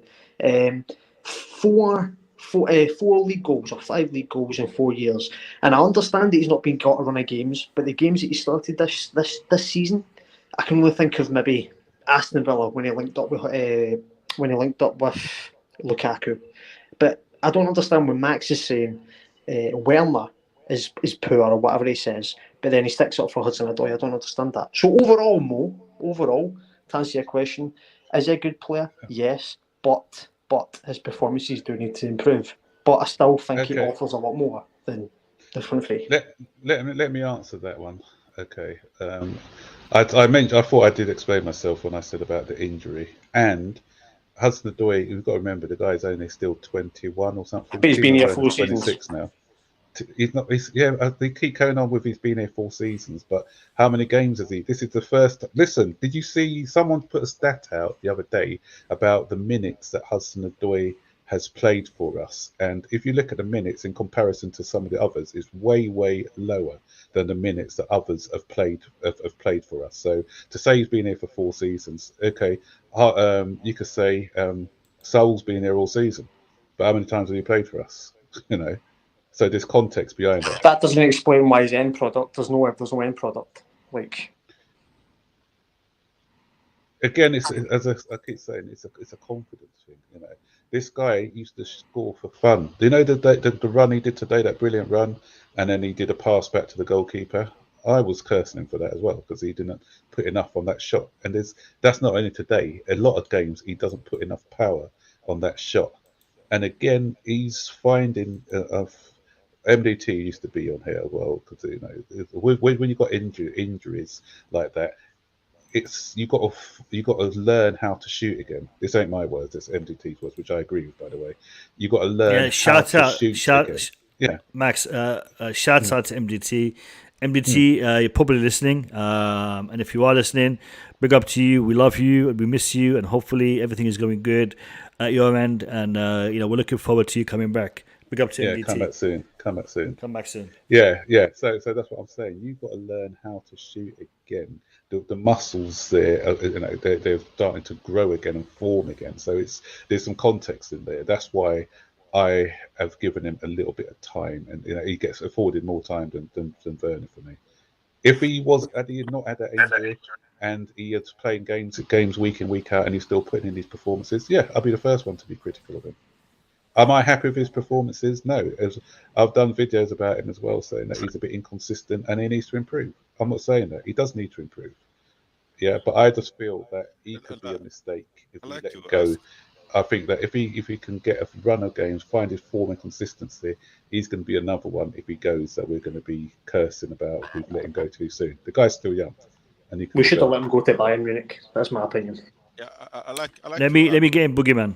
I like to ask a question when it comes to Hudson-Odoi injuries. Everybody keeps saying there is a weak muscle somewhere since he's injured. If it is scientifically true, it should be a way to boost or develop that muscle. Is it just by playing? If it is just by playing, if he's not ready to score for Chelsea, a top team, maybe we should just loan him out somewhere where he will have a full season, playing 30 or 40 games, and then during that time, he will have a time to develop that muscle that everybody kept talking about, the reason why he cannot shoot.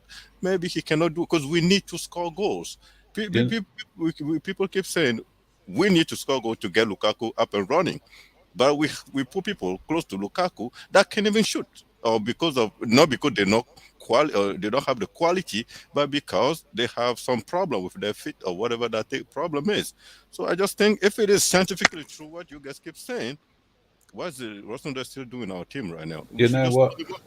I don't understand it. So, I actually agree with you on that one. He should have had a loan this season to another side to play consistently. So that I do agree with you on. And he did ask for a loan actually as well. He did, but it was rejected. I think a loan would have done him good. Let's get Bobby in. I can see Bobby wants to jump in. Yeah, I was wanting to comment on this sort of both Lukaku and Callum. I think Callum has had a good run of games. He really has. Starting, I think he's almost playing himself to a point where he needs to come off the bench for a game or two. Trouble is, who are we going to play in that left-wing position instead of him? Maybe Werner. I don't think Werner is a bad player at all. In fact, currently he's better than Lukaku. This season, Werner hasn't played anywhere near as much as last season, and he has had his injury problems, and I think COVID as well. So I don't really see the judgment on Werner at the moment. He's banged in more goals this season than last season, so there's the improvement there. The problem we have, we keep looking for excuses for this guy, but somebody came in on £100 million to solve the problems we had with finishing with the kids we've got up front, because I don't care what anyone says, Havertz was a development project. He's still very young. He didn't come as the finished article. Werner, well, maybe, but because he's in a suitable age, he hasn't quite reached his peak yet, there could be some patience with him as far as the Premier League is concerned. But Lukaku came in as somebody who, one, knows the Premier League, two, knows the club, three, did well in a Scudetto winning club in Italy, and he was meant to be the marksman. As I said in the beginning, I've always had my doubts, always. It's not about disliking him or anything like that. It's just a simple truth of capability. It's like when Kepa was being beaten from outside the box by long range shots. He can still get beaten that way. It's just fortunately at the moment we haven't allowed them to be coming at him. And when he's beaten by top bins, it's not because Kepa's a bad keeper. He just simply can't reach it. He hasn't got the height. So whose fault is that? Well, it is what it is. It's just like with Lukaku. He doesn't have, in my opinion, though I'm praying for this, but it's hoping against hope, because he doesn't have the ability to be that striker we paid for. And that's the sad thing in all of this. He was a panic buy. And I say that in every respectful way. We were looking for a marquee striker. The board wanted to get a marquee striker, but Haaland was out of their reach. And they wanted to encourage their new coach, who had just won them the European Cup. So to show faith in him, they went for this guy. I don't blame them, to be honest. I really don't. There was so much pressure. Oh, Lukaku. Everybody, media, everybody was putting pressure on. So I can see how it was done, but it was the wrong move. Now, what do we do about it? There's nothing we can do about it. We just have to wait and hope that something changes. He has enough good games to help us this season, and then revisit the situation in the summer. Will we be able to offload him? Certainly not for 100 million. That's gone. That's a big loss. Should we keep him for another season? Nah. If he doesn't perform and we can get an alternative, we shouldn't continue to waste our time. All right. I want to bring in. Hold on. I want to bring in Showtime. Showtime has been here sitting quietly listening. So, Showtime, welcome to the stream. Give me your thoughts, mate. First and foremost, I gotta say Assalamu alaikum and good evening. Alaikum assalam. Good evening. Good evening. I've been listening here and there because I'm a little tied up in a couple of things, but I hear that the thing is with all right, in regards to the match, we should have won 4-1, even 4-7. We should have scored a lot of goals. But we're just coming back off a break, so I understand that wasn't going to be possible. But in regards to the Lukaku situation, now that this is the problem. He doesn't feel the love anymore. It's a psychological thing for me. It's not like he can't score or he can't play. We know he is proven in Italy. He's proven in the league as well. It's just that we as fans is a divide between us, and is having an effect on the player as well. You can see that there's no love between in the stadium now. I'm gonna go back to this. I'm gonna reiterate this point.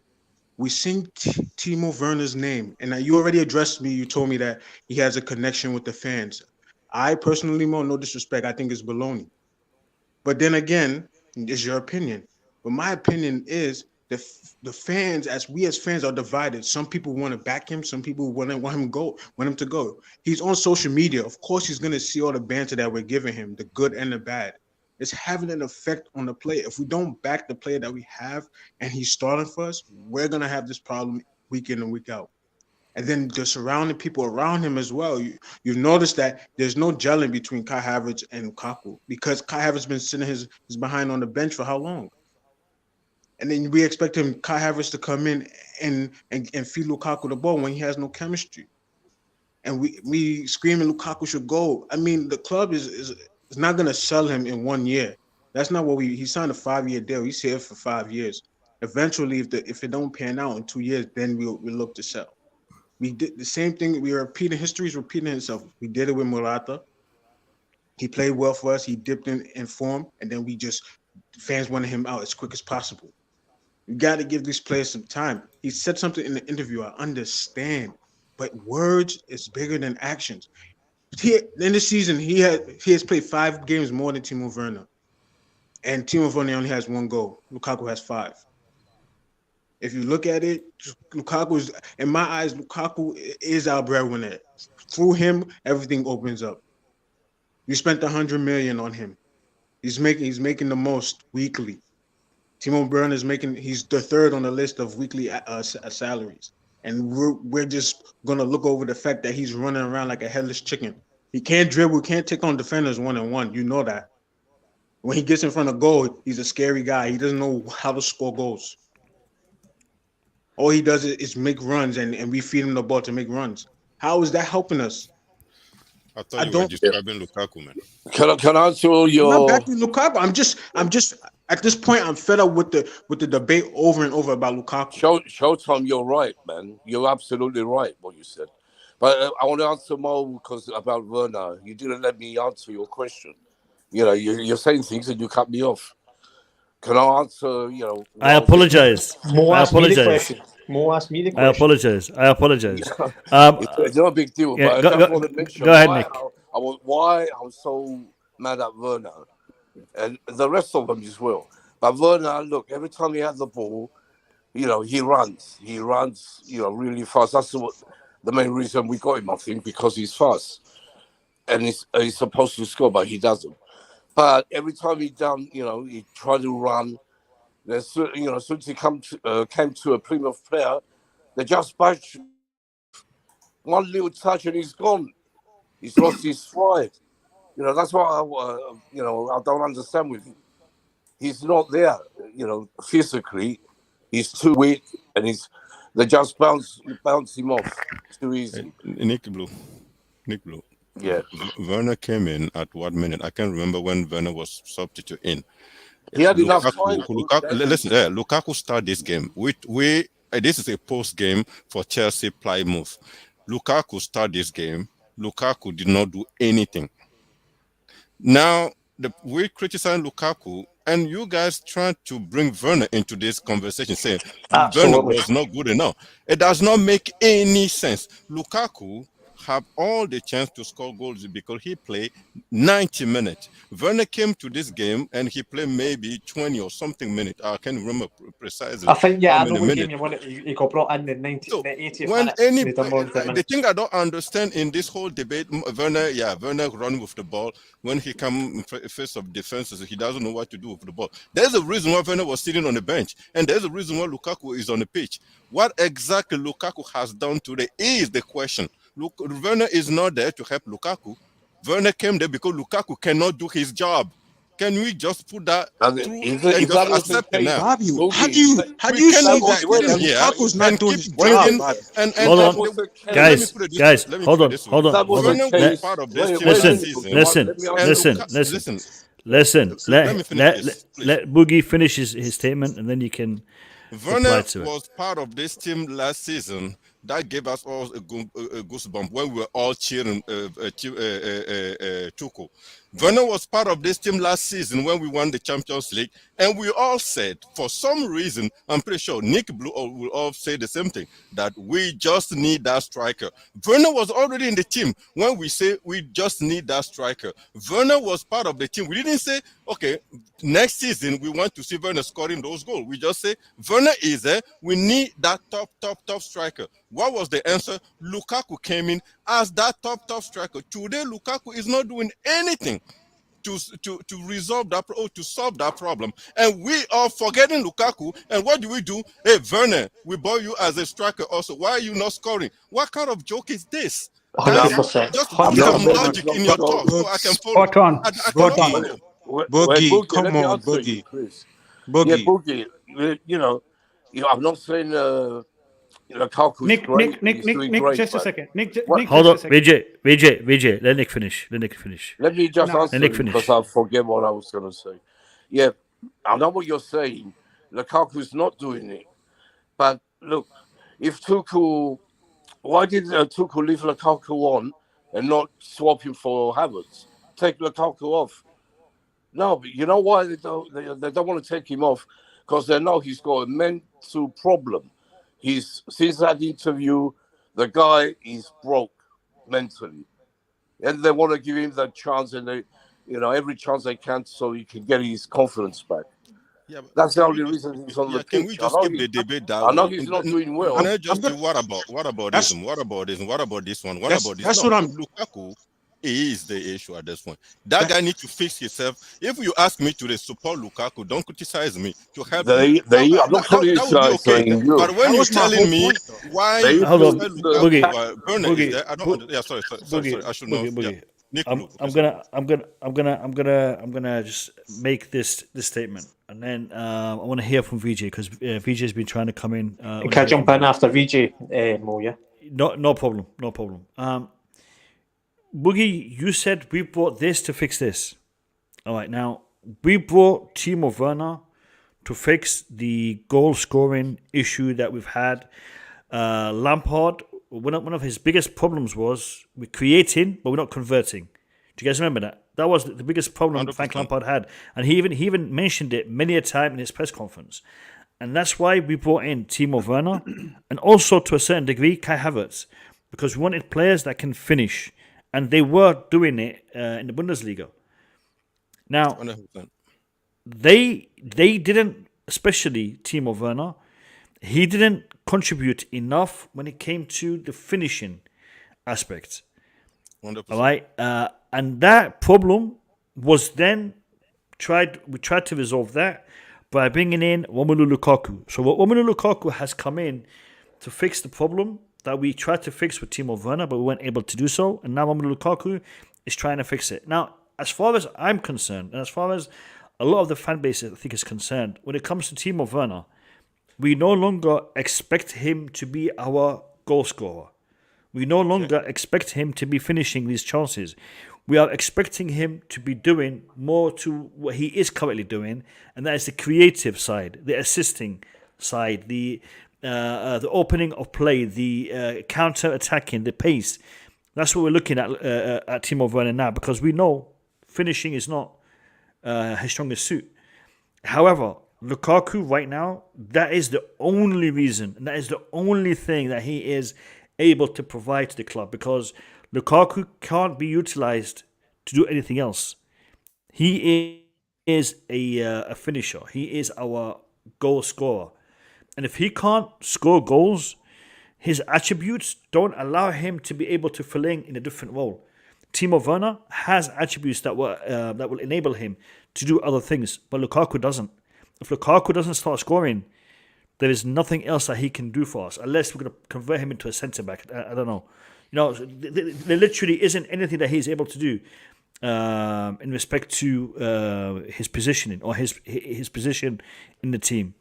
I want to hear from VJ, then we'll go to Chris. Go on, VJ.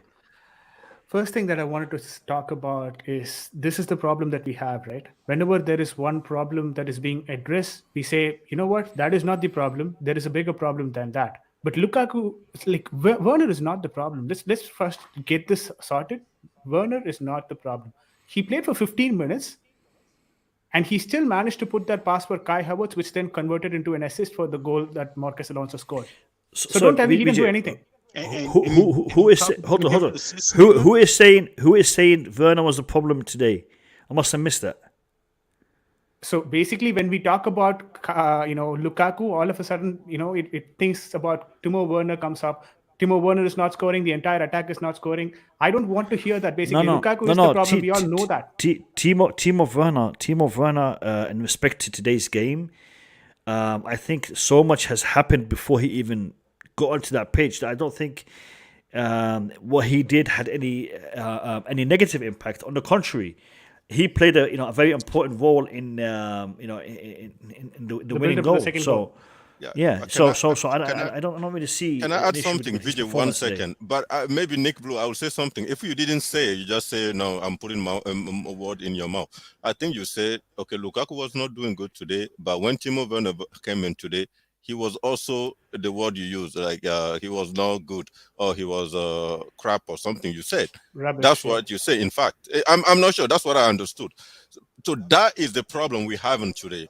The thing is, Lukaku was on the field for 90 minutes. His job is to score goals. Did Lukaku score goals today? No. Did Lukaku did something with the ball that we can do, like solve the problem we've been waiting for since last season? No. He don't know where the key is to open that door or to solve that problem. Lukaku can't. Like Bobby said, we can all sit here and say Lukaku is not doing, but the Lukaku is not capable of doing certain things. That's where the whole thing comes down to. The quality is not there. We're just looking for something that is not there. Kepa is not tall. If you put ball in the air, what is it gonna do? Jump? He can jump as much as he wants. If he doesn't have strength in his shoes, he's never gonna get that ball. So there's limitation, quality limitation when it comes to Lukaku. Let's just all accept it. Yes. And I when know we what you're criticize saying. Lukaku, let's not just say, Boogie. okay, for Havertz Yeah, today but I'm was just a saying, nonsense, look, and Werner was this, well, and Lukaku that was wasn't no. working. I don't. Yeah. Yeah, So sorry, we go bring ahead. I'll on stop Werner, now. we bring Havertz, we bring Saul. Nothing changed. None of them could get the ball in the Because back of the Lukaku net. cannot fix the problem. That's It's why not all just those people have to come Lukaku. in. Because It's me, not- if I was That's the the coach, problem. Lukaku That's will why not there's start so this game. much hate on Lukaku. Guys, in when, his when, fan when one base. person is speaking, let them finish their statement because it's getting a little bit messy right now. I'm trying to keep track of everything. Let's go back to VJ. VJ, carry on, my man. Yeah, after that particular instance, like the Werner Lukaku, first of all, Werner for me contributed properly in this game. I don't have a issue. Like if any player comes into the pitch after a month, he's going to be rusty, and I expect that rustiness from both Werner and Havertz, and that was there. That was to be witnessed, and it doesn't matter who the opposition is. That rustiness has got to do a lot with him not having the game time at all. So for me, it's fine. This is the first game. If he does this for the third game or the fourth game, I'll be the first one to criticize as well, right? And these players are being removed off the pitch very quickly.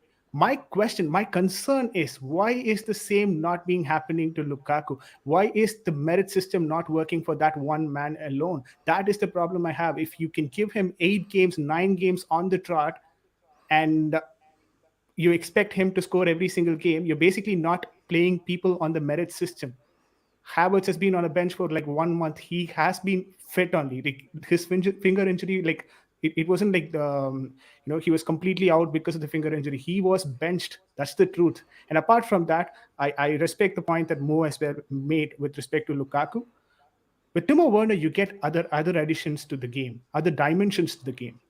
With with Lukaku, what Max said, it's still baffling for me. Like he literally mentioned 2 times he held the ball for the attackers to shoot.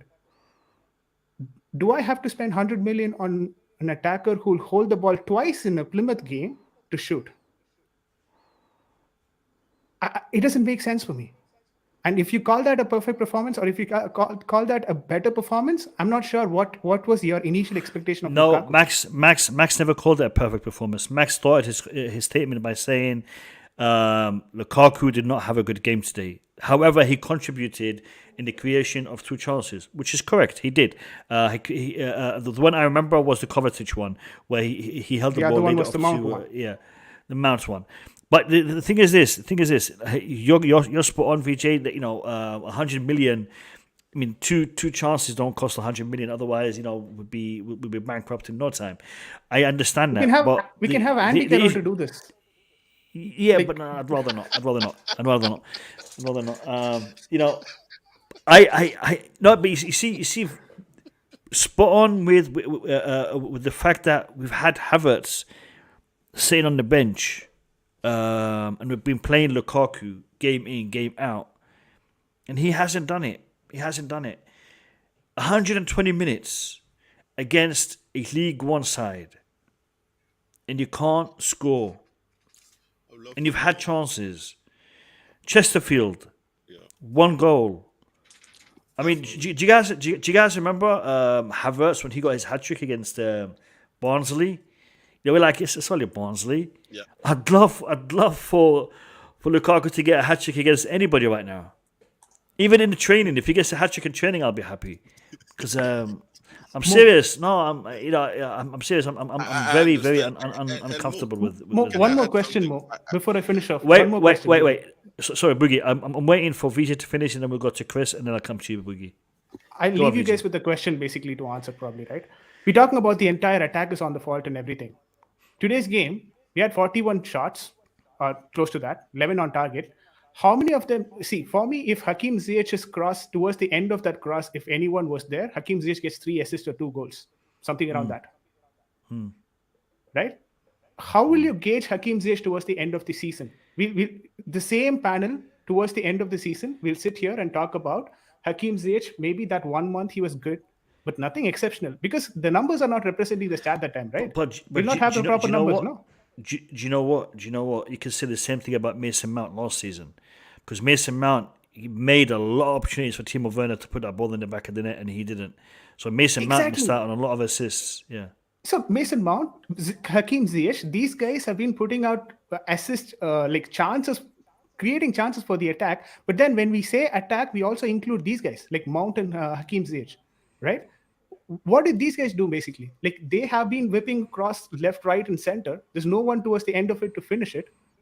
And end of the season, we'll talk about replacing our creativity because we lack creativity. The famous Chelsea sentence right now is that we lack creativity. We don't have a creative player in the midfield. We don't have a creative player in the attack. What do you think Hakim Ziyech and Mason Mount do? Like those guys are actually providing creativity, but no one is on the end of that creativity to finish those chances. That's when it becomes a proper creativity, right? We're still creating, but no one is there towards the end of it. So at the end of the season, we'll look back into this particular stretch of games. We'll say, okay, Hakim Ziyech basically got 3 goals and 2 assists. What is very exceptional about it? But that guy would have put in 30 crosses a match, right? And all that is would last basically. Yep. Let's go to Chris. Right. First of all, I just want to say, Boogeyman, I totally agree with what you said like 10 minutes ago. Absolutely agree. I mean, the game, I can't remember the game when Timo Werner came on at the 80th minute and he offered more in 10 minutes than Lukaku did the whole game. I just want to jump on Showtime when he said he doesn't understand why Chelsea supporters in Stamford Bridge are shouting Timo Werner's name. I'll tell you why they're shouting Timo Werner's name. Because 1, he's a professional. 2, he tries his best. And 3, when it's not going his way, he doesn't do stupid interviews and he doesn't throw his toys out the pram begging for a move to go to another club. That's why we're shouting Timo Werner's name. And we paid 97 million for Lukaku, but yet Showtime you're saying he scored 5 goals and you're acting as if that's a good thing. 5 goals for 97 million striker. That's not a good thing, mate. So overall, I think what we can all agree in, and nobody disagree on some things, but what we can agree on, the bigger picture, is overall, VG, I disagree when you say we lack creativity. We lack consistency. It's up, down, up, down, up, down. We need consistent performances in attack. And if we get that, we'll be fine. But overall, it's just an absolute mess in terms of consistency. We're just up, down, up, down. There's no consistent player in the attack. One game they're good, next game they're bad. One game they're good, bad, good. We need consistency. So that's what I have to say. Can I respond to that? Cheers. I'll let you respond. Boogeyman, I promised you to come in after Boogie Chris, go but first. I want to. No. I want to give Showtime. Yeah. I want to give Showtime the opportunity to respond to Chris, and I'll come back to you. Go. You're good. Boogie, go ahead, you Showtime. allow me to go? Thank you, Boogie. First of all, Chris, that is the point I'm trying to make. You screaming, you're giving Timo motivation. You're motivating him to run around and do something and contribute. You have Lukaku there. You just don't. You sing his name in the beginning of the season. Then he does one interview that doesn't make anybody feel happy. Then all of a sudden now he's exiled. We've been supporting him. We've been supporting him. We want to do this. I let you talk. Chris, let him finish. Chris, let him finish. Let me do my thing. Go ahead, Showtime. Second of all, you're complaining about Lukaku and him having only 5 goals. He's been out. He's had injuries. He had COVID. Just like Timo. Timo had injuries and COVID too, but look at the difference. He played 11 matches, 1 goal, 1 assist. We brought in Timo Werner you guys said it already. We brought him to do one thing, he's doing another. Okay, I'm fine with that. We brought Lukaku in to do one thing, to score goals, right? And he's not doing it. But the thing is, who is around Lukaku? Every match is somebody else. So how do you expect him to bang in goals when it's not a consistent person feeding him the ball? That's what I said. I've said that. But you're not understanding my logic, and my point is that you're singing Timo's name and giving him motivation, but you're not giving Lukaku the same thing. Because it disrespects us. Disrespect my ass. It's an interview. No, hey. Please relax. Thanks for that Showtime, mate. Thanks. All right. In respect to this comment, I think this is quite an important factor. We do have a lot of changes when it comes to our attack, and this could be a reason why we don't build chemistry, because we have so many different setups, different formations, different lineups. I mean, for example, today we didn't play with 3 behind the attack. We played with 4 behind the attack. It was a 4-1-4-1 system. We've also played a 4-2-3-1 system. We've also played a 4-3-3 system, a 4-2-1-3 system, a 5 at the back system. We played so many different systems, and we've had a different variation of attackers that it is a problem when it comes to building chemistry. So that needs to be addressed. Bobby, I'll let you come in. I'm waiting on Boogeyman. So let Boogeyman give me his final thought, his thoughts on this, and I'll come back to you. You're trying to kick me out or what, man? What's that thing about final thought? Not final thoughts. I mean, thoughts on this particular. Yeah, listen. I will take one thing out of Showtime. If you ask me to, the fact that I'm saying those things about Lukaku is not helping the case. I get it. He's listening to me and he feel like, okay, there's too many eyes on him.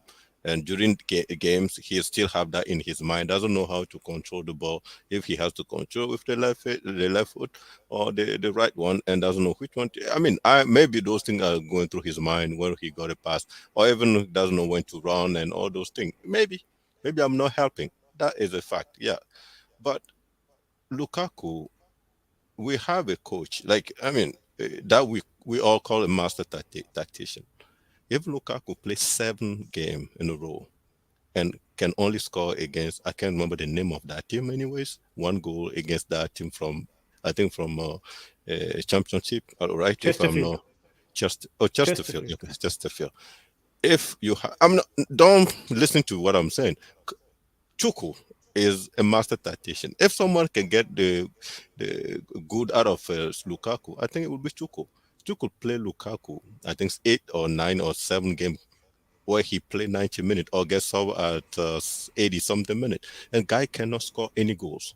And you're reasoning, sitting here today and say, oh, people that are playing around Lukaku are not good. Man, I don't think you have any logic because you say we don't try to listen to your logic. I don't think you're getting any logic out of your if I say out of your mouth, it will be disrespectful. I don't think you say any logic. That's what I can say, because we need to stop with all those trying to find excuses after excuses for Lukaku. If Lukaku put himself in a mental block, he did this to himself. No, I didn't do it to him. But if you ask me, maybe Boogeyman, you need to stop criticizing Lukaku. Maybe it will help him. No, I'll be okay. Then I will do so. But Lukaku is not helping himself, and his performance has nothing to do with people around him. Lukaku himself cannot get himself out of a mental block. That's all it is. And I also agree with Bobby. When Bobby said that man, quality he's limited, completely limited. That's the fact. He just people say we need to wait for the next season, second season. What have you seen today in Lukaku that you think you will see consistently next season? His control, not gonna happen. His shooting, not gonna happen. His header, have you seen how many times Lukaku had the ball today? How many crosses he had put in today? Did you see how many balls lurked through the front of the goal and nobody jumped? Like, listen, we watch soccer for soccer. I say soccer. That's how we call it in Canada. We watch football for how many years now? We know when those balls cross, the people jump with their hand, their chest to try to put that ball. Lukaku does not do it. He's not instinctive. Like that Azpilicueta goal today. Did you see where Azpilicueta came from? He passed the ball, wait, running a little, wait, and start, stop. Look at the situation. Let me just take this space. He took the space for all purpose in this world, or for the lucky. He was so lucky that ball came, and what he did with it, he wasn't looking at the goal. He said, okay, let me put it that way, and just scored a Rabamaje, or people call it a Zola goal. Lukaku has none of those instincts. Zero. Come on. He is the striker. Come here. You cannot keep doing this, man. Can I ask? No. We're getting tired of this. We cannot Nick, I have one question and one thought. Keep bringing people around Lukaku not performing. You say the same thing, Boogie, all the time. Nick, hold on. Let me stop here. Nick, hold on. Nick, hold on. Nick, hold on. Go on, Bobby. Do you know what? I won't say for the first time, But on a rare occasion, I find myself really agreeing with Boogeyman. You see, the issue with Lukaku in our desire as fans to see him do well, we start to create reasons for him not doing well. And sometimes one of the most difficult things to do is to tell yourself the truth. That doesn't mean to say we're going to bin him tomorrow. We probably can't anyway. But he has been a waste of money. His ability is limited. And all this, whether you're in his head, outside his head, whether he's playing with Tom, Dick, Harry, or Diego Maradona, it doesn't stop him from missing the kind of chance he missed with the ball coming in front of him. And he just, I don't know what he did. It doesn't stop him from that clumsy attempt at a header where he could have put the ball, planted it, even if it's from his shoulder. I've seen Rudiger score a goal using his shoulder. He could have planted it into the net. It doesn't stop him, just like the Boogeyman rightly said. Azpilicueta's goal, that instinctive movement to put the ball in with the underside of your foot in the form of a sort of back pass. I've seen Drogba do it. Joe Cole was very good at it. Lukaku, he wouldn't even think of it. And that's the problem, ability. He actually lacks the ability. Now, what the conundrum for us is how to utilize his limited ability. Stop blaming Werner. It's got nothing to do with Werner. Werner is a good player and has his own deficiencies because he doesn't score enough. But believe you me, I have more faith in Werner than Lukaku at the moment. Lukaku is the problem. And how we can play with that problem is our conundrum for the rest of the season. Go on, Nick. Nick Blue. Yeah, I'm here. Yeah, I know what you're saying, Boogie. 50% I agree. And with Bobby, I know what you're saying. He's not doing it. We all know that. But for him to start doing it, he has to come from the other players as well. They're not helping him enough. All right, he can do. He's a striker, £100 million man. He should be doing it himself, like Drogba used to do, or Costa. But like I said before, and I think I still think it's all mentally in his mind since the interview. It's a mental thing, and I don't understand why the other players, the attackers, are not helping him. And I think one reason is because they're not that good enough. None of them, not even Mount. Today he should have, like I said a million times, he was free. He was next to him, screaming for the ball for a tapping. Now Mount ignores him and hits it over the bar. So tell me, if they're helping him. They're not helping him. And on that point, right, when Mount did that, you saw how Mount went to Lukaku, and it was like, and Lukaku's head was down. He's like, no. He cheered him up. He's like, okay, move on. We're gonna get it. I got you again. That makes him worse. Look, I want to know. I just got a quick question. Where was Lukaku is the problem statements before the interview came out?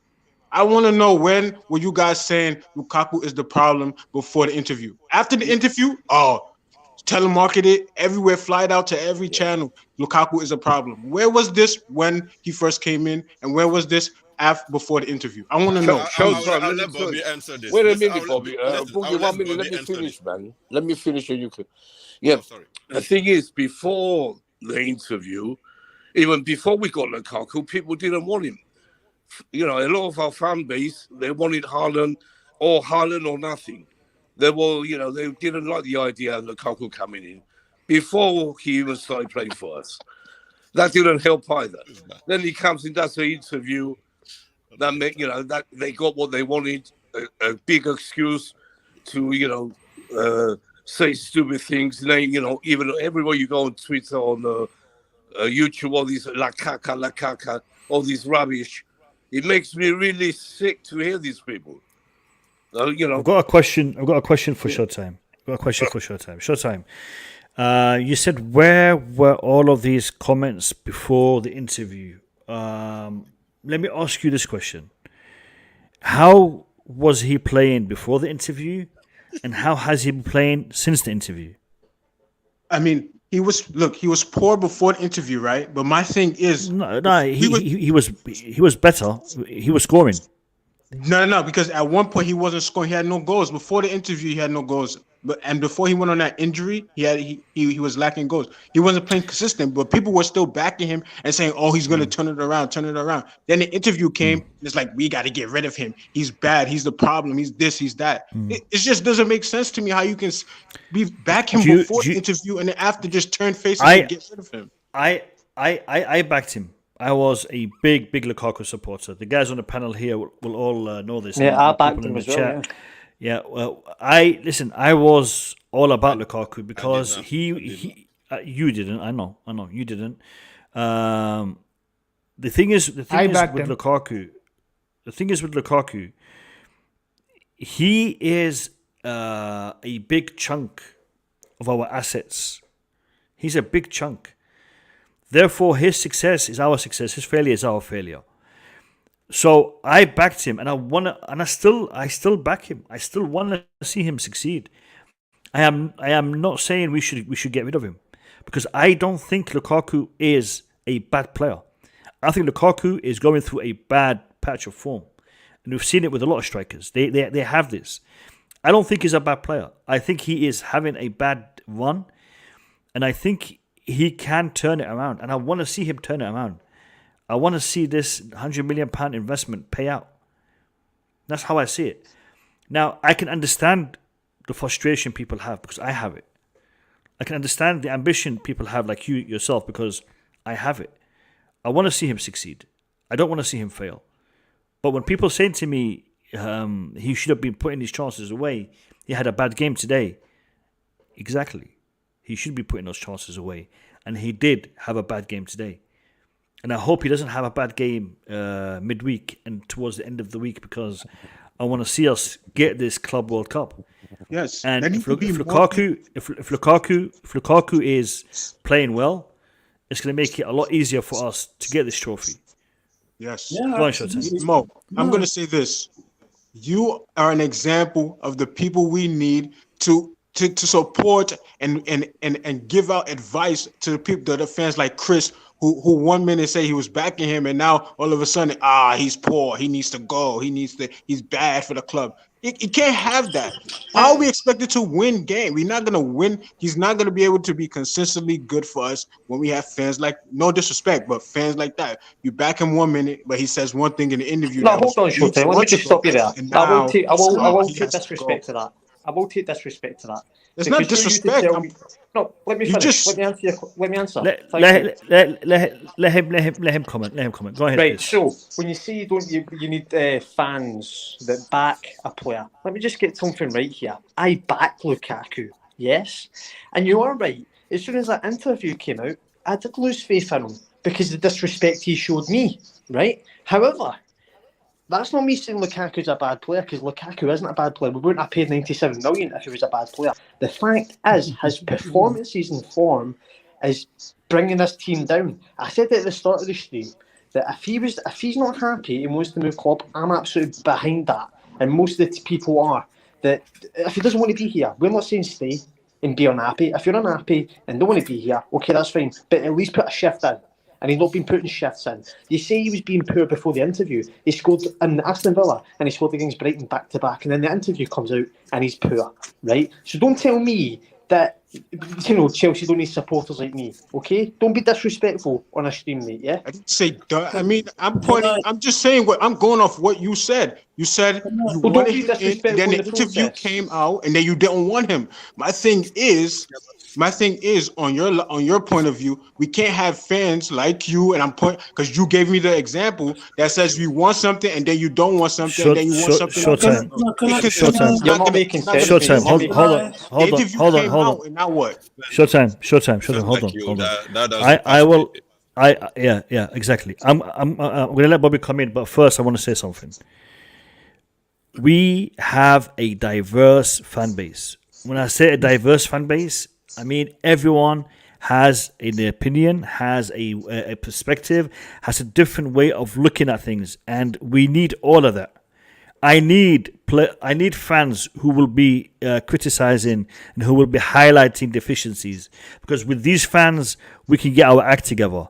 I don't want fans to be supporting a player regardless of his performance. Player worship is not what we want. We want fans to support the club, and when we're doing good, we support the club. When we're doing bad, we support the club. We highlight the issues, we talk about them, we discuss them, and hopefully someone is listening who has the power to do something about it and change it. So if Chris wants to highlight a problem, if Chris wants to say this guy is doing bad, this guy is doing good, I'm all ears. And if you want to do the same, I'm all ears. Everyone has the right to criticize. Everyone has the right to point out the deficiencies in our club, especially if you're a Chelsea fan, because you're doing it because you want to see the club get better.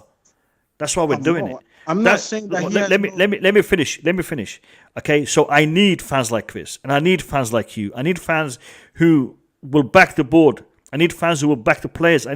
We need all of that. When I say I don't mean me. I mean as a fan base. I don't mean me. I don't need nothing. I'm doing good. Alhamdulillah, I'm doing good. But I need the people who are supporting the club to be doing it, and we can't say to Chris to shut up, or to Nick, or no one says not to anyone to shut up, because everyone has a voice and everyone has an opinion, and I want to hear it all. Agree, disagree, I want to hear it. So Chris, thank you for your opinion. Short time, thank you for your opinion as well. All right, let me hear Bobby. One thing No, let me hear Bobby. I've told Bobby to be quiet more times than once, so I'll let Bobby say his piece and then I'll come back to you. And then I got to Boogeyman because I've also stopped Boogeyman. So go ahead, Bobby. I just want to put some perspective to this. I've supported Chelsea since 1970. I've been through so much with the club. You will not find a bluer person than me. You will not. You may find some just as me, but you will not find somebody that loves that club more than I do. I'm a grown-ass man. I'm here. Midnight, is it? Whatever hour of the time of night it is. My family's, I don't know where in the house, and I'm talking Chelsea. They know me for it. And all I'm saying is that I'll give you an example. Before we got Thiago Silva, I didn't want him. I thought he was too old. We bought him. As soon as he put on that blue shirt, I'm for him. I was still skeptical until he started giving us some sterling performances. Now I'm as much a Thiago Silva fan as anybody else. Before we bought Lukaku, I didn't want him. Mo knows how many times I came on this stream to say, I don't want this guy. I never wanted him. But when he put on that blue shirt again, I was completely backing him. I back Lukaku because he's a Chelsea player. No player to me is greater than the club. But I reserve the right to point out what I, hand on heart, believe are his deficiencies, and to point out what I think he cannot overcome. Now, sometimes it's disappointing. I pray I'm wrong, as I was with Thiago Silva. I don't mind being wrong about players. I love it if they come and prove me wrong, as well, especially with performing well. But this guy, I have concerns about him. And I think a lot of Chelsea fans are misunderstood.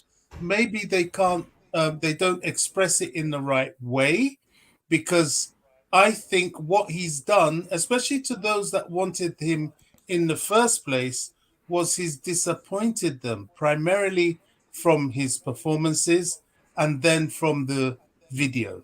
I don't give a rat's backside what he said in that video. Honestly, it's not in my mind. When he apologized, ask Mo. I came on his stream and I was one of the first people to say apology accepted. I went to war with people that didn't want to accept his apology. The issue with me is performance. And for £100 million of my club's money, I think we deserve better. Will we get better? I have my doubts. My only hope is that we manage to use him, as I said before, with his deficiencies. Sometimes some of the worst strikers in history have been some of the best for their clubs because they know how to use them. I'll give you an example. Duncan Ferguson of Everton. He was a terrible player, but they knew how to use him. He was aggressive. He was good in the air. Lump the ball in the air. Big Dunk's going to nod it in. That's all. But you want him to be a player with talent and to do things on the pitch, you can whistle for that till the cows come home. It ain't happening. So I'm not saying that Lukaku is quite that bad, but I just think we have to accept he's not a world-class striker and he's going to have to be utilized. And all this talk of, players aren't finding him and this and that, he had several gilt-edged chances that players presented for him. Not least to mention, and I keep mentioning this because I'm struggling to forgive him for it, that ball that was placed on a plate in front of a gaping open net at foot level. How he missed that, only he knows, because none of us here do. Thank you, Bobby. Thank you. Nick? Yeah. No, you go after Nick. Sorry? Yeah. Yeah, I was going to say something when Showtime was talking then, but I forgot exactly. Yeah, what we're doing is going around in circles, really, with Lukaku. You know, we can only, like Bobby said, Bobby is absolutely right, really. You know, like him, I've been, all lifelong Chelsea fan since I was 10 years old. And, I understand what he's saying. Me, like you know, I don't hate Werner or Havertz, I love them players because they're Chelsea players. But when they're not doing it, I have to say it. And Lukaku's the same. He's not doing it right now. But as long when they wear that blue shirt, we have to back them. We don't, the hate they get, some of these players is ridiculous. I've never seen it before, but the last few years, it just gets worse and worse. Fans are finding a reason to go on hate. It's an agenda to hate players for some reason. And it's not good, really. It only makes it worse for our players. That, it gets so they see everything now, on socials. That wasn't there before, but now they see everything and it gets to some of them.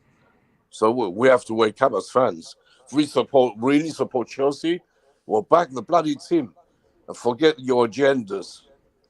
That's what I said. All right, cheers. And that's what I'm pointing out. Boogie, hold on. Yeah. Boogie. What I was going to say, I know sometimes I can't remember, you told me, short fuse. Yeah, I don't know, other people have short fuses, and we're trying to control ourselves most of the time.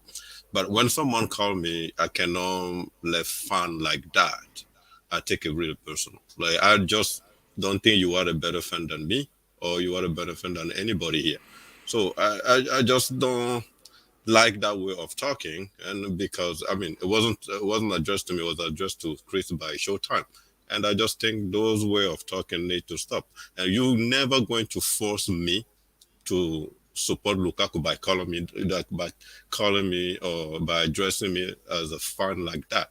The thing is, I've seen more when I'm trying to point out Lukaku limitations, and you're trying to come hard on me saying, no, Lukaku is doing this. More, I'm going to the other direction. I'm not coming to you. As soon as you recognize that Lukaku is limited, me and Bobby, we don't agree on pretty much anything. But certain thing, at least we find a way to say, okay, this is at least clear. So Showtime need to at least accept the fact that Lukaku, as a player, is not doing what he's supposed to be doing first. Now, you can advise us to measure the way we address or we comment on Lukaku performance, but that will be the only way that can help him. Then I will accept something like that. But when you're trying to shut someone down, say a fan like that, I find it me, and particularly me, I just find it like you can only get the worst out of me because I will respond you in the wrong way, and you're probably going to be the one jumping out of the stream because I'm pretty good at it. So that's why I was going to say. Can I just jump on that? You cannot be addressing people like that. It just doesn't work for me anyway. Yeah. So obviously, Showtime's comment, right? Obviously, he said there needs to be more fans at this and that. I'm just going to agree with what Boogie says. Look, we all support Chelsea Football Club. There's no one supporter that's bigger than any other supporter. We love the club. We share the same ambition for the club. We want to see the club succeed. And I think the way that when Showtime said we need more supporters like that instead of me, as in Chris, I did take offence to that, and I thought he was bang out of order. But we move on, and that's the way it is. But I think it's a bit bang out of order on Showtime's behalf to say something like that, to be fair. See, I'm not, listen, I said what I said, and I don't walk back on what I said, but I'm going to say this. When I said fans like that, I was referring to seeing everybody succeed and not quick to make judgment and push them out. I'm not talking about if you are for the club. I'm not, okay, we are for the club, right? So if we're for the club and Lukaku plays for the club, why are you so quick to turn on him and want to throw him away? That's what I'm pointing at. Mo said he wants to see Lukaku support, score goals, and do well. You said on the other hand, opposite. Me and Mo are not born to the same parents. I'm different from Mo. When would you understand? But that's what I'm saying. If you for the club, different from another way. You're not going to force me to say what Mo is saying. You're not going to force me to have the same process, Boogie, like Mo. But that was my statement, though. Finish. And you said that you don't, Boogie, you're the one that told me that if I feel like if I should say that, oh, we need to back Lukaku and show him love, I should say that. And I said we need more fans like Mo. I'm referring to Mo's comment, Boogie. I'm not pointing anybody out. I was just referring to the two different sides of the fan base that we have. Some people want to see him succeed, and some people rather just throw him away and see him fail. And I'm trying to figure out, if you're for the club, why wouldn't you want him to succeed and be successful in the club and then go about your business after the season is done? But right now, you're judging him on a season that we're not even done with. You're saying throw him away. He's no good. He's not living up to his expectation. You haven't seen him for a full season. How can you judge him on that? Yeah, but maybe 1 month is enough for me. Maybe it's not enough for you. Maybe 1 week, one game is enough for me. Okay, that's good. And I'm saying for you to say, oh, you want him out and you want to be for the club. He's a player for the club. He's getting a check from Chelsea's football club. He's not getting a check from you, nor is he getting it from Chris or VJ or me. So I don't know where you getting the logic from me saying that I want him to. I need more fan base, more people like Mo to say that he needs them like supporting and stuff like that. So a question. I don't need to support Lukaku when he's not performing. I will just say Lukaku is not performing. He should sit on the bench.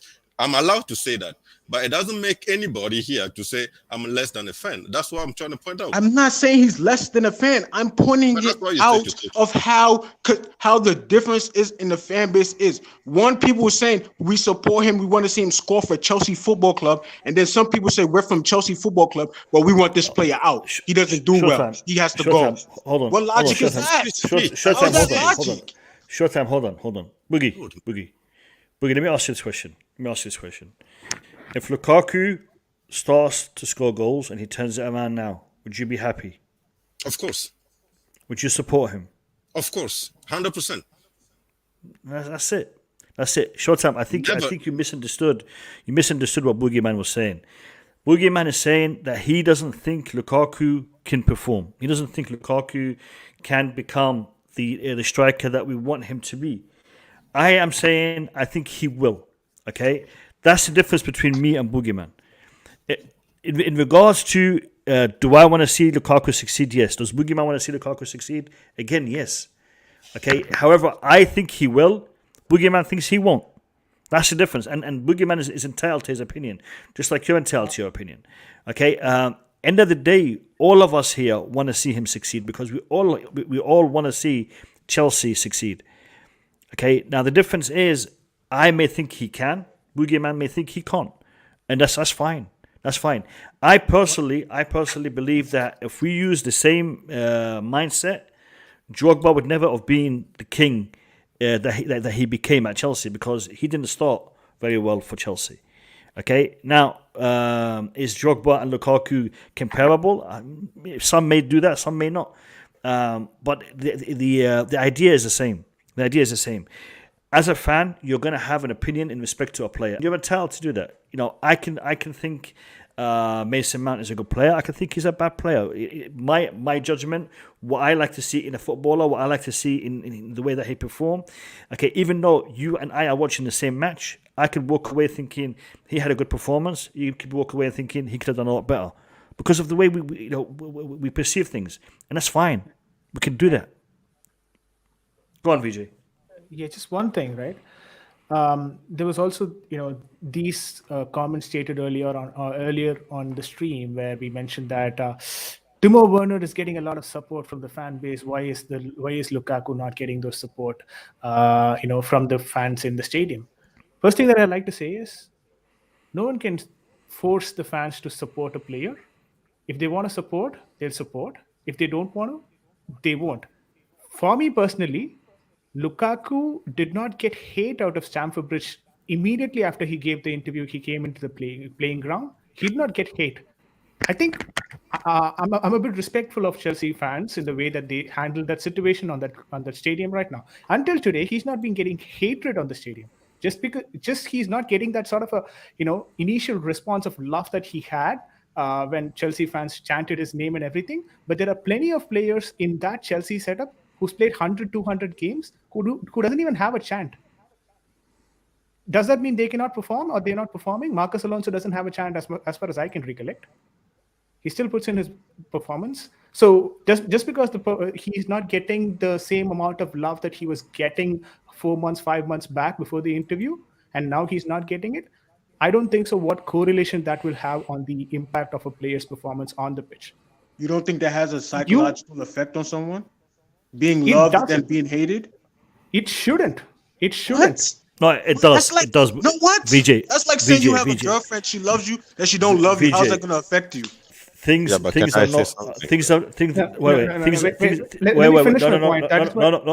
Wait. Things are not numbers. Things are not always going to be numbers or stats. Emotions, motivation, communication, leadership. These are all factors on the pitch that will matter. The fans. Okay, the fact that we played without fans, the fact that we have fans today, it has made a big difference. There is a massive difference. They say the fans are the 12th man on the pitch. When Timo Werner is playing and he hears the crowd chanting his name, it's going to give him motivation. When Jorginho has the same, when Lukaku had the same, okay, every player, when they have the backing of the fans, they feel it, and it motivates them. That is a massive factor. You cannot underestimate the power of the fans when it comes to being in the middle of the pitch and having the players having the fans calling out your name. It matters. It matters. Who's twisting it? How much? You guys are just twisting it. See, first thing that I mentioned is like players like Alonso or anyone who has been on the pitch who's not had that sort of a love and everything, they're still performing. So first of all, Lukaku doesn't have the hate factor. Let him finish. Hold on. Let him finish. Guys, let him finish. Nick, let him finish. Nick, let him finish. See, Lukaku doesn't have the hate factor in that fan base, but the fans are pretty much neutral to him. Werner has that love in the fan base because he earned it. You want that love? Earn it. That's it. You're not force the fans to basically chant his name. Just because they chanted 5 months ahead. Hold on. Go on, ask the question. Go on, Showtime. Ask the question. Let me ask you something. Did he earn it before you started screaming his name during an Arsenal match? Did he earn it then in the beginning, and then all of a sudden the interview came out, and then all of a sudden you can't sing his name no more? It's a psychological thing. It's a love-hate thing. It's not he can't play. It's because he doesn't feel the love between the fans anymore. That is the problem to his performance. That plays a part to how he performs. That's what I'm trying to tell you. And Timo's sitting on the bench. I don't mean to bring Timo. Showtime. He's sitting on the bench and screaming his Nick, name. I'll bring you on after Showtime. Go on, Showtime. That's my thing. I don't mean to keep bringing Timo in, but it's evidence. Timo's sitting on the bench. We still sing Timo's name, don't we? Lukaku's on the pitch. You guys neglected to even give him a little bit of motivation. He's worth 100 million, and then you come. All right. To be fair, we gave him a lot of motivation, but he kind of didn't take it too well. Look, we gave him a lot of motivation. I'm not gonna play a violin for Lukaku. Timo Werner he didn't run to the media and start almost slagging off Chelsea Football Club. So he has deserved his chance. Nobody's showing Lukaku any hatred. They're just silent about him, and he's deserved that as well. So if he has any balls, he needs to knuckle down and perform. If Bobby is using that word, do your serious. job. Do your job. Listen, That's all fans are asking. Don't tell me the Guys. job is dependent on the fans chanting your name. What's All right, all that listen. about? Listen. People. Can I say something? We will be. No, you can't. Listen, Boogie, Wow. Wait 1 second. We will be streaming again tomorrow for the African Cup of Nations final. Egypt against Senegal. We will be watching that live on the channel. So if you guys are free and you have nothing to do and you want to jump on and watch it with us, it will be fantastic. We're going to be watching the African Cup of Nations tomorrow. Now I promised you guys a special Q&A episode. That isn't panning out as planned, but I do have another episode with a very special guest, hopefully next week. So content on the Blue Lounge will continue to come to you guys. So do us a favor and subscribe. If you haven't hit that subscribe button, subscribe to the channel.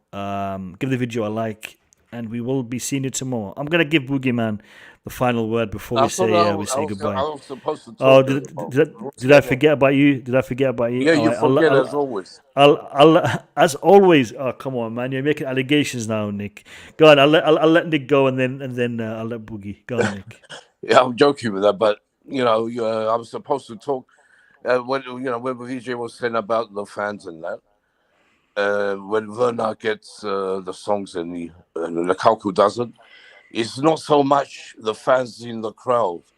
When I go there, I see it. I feel it. It's not. It's the social media is too much hate on this social media. This on Twitter, on YouTube, everywhere. That's where the hate is. But in the ground, you don't hear them swearing at Lukaku. Maybe one or two, but you don't hear them.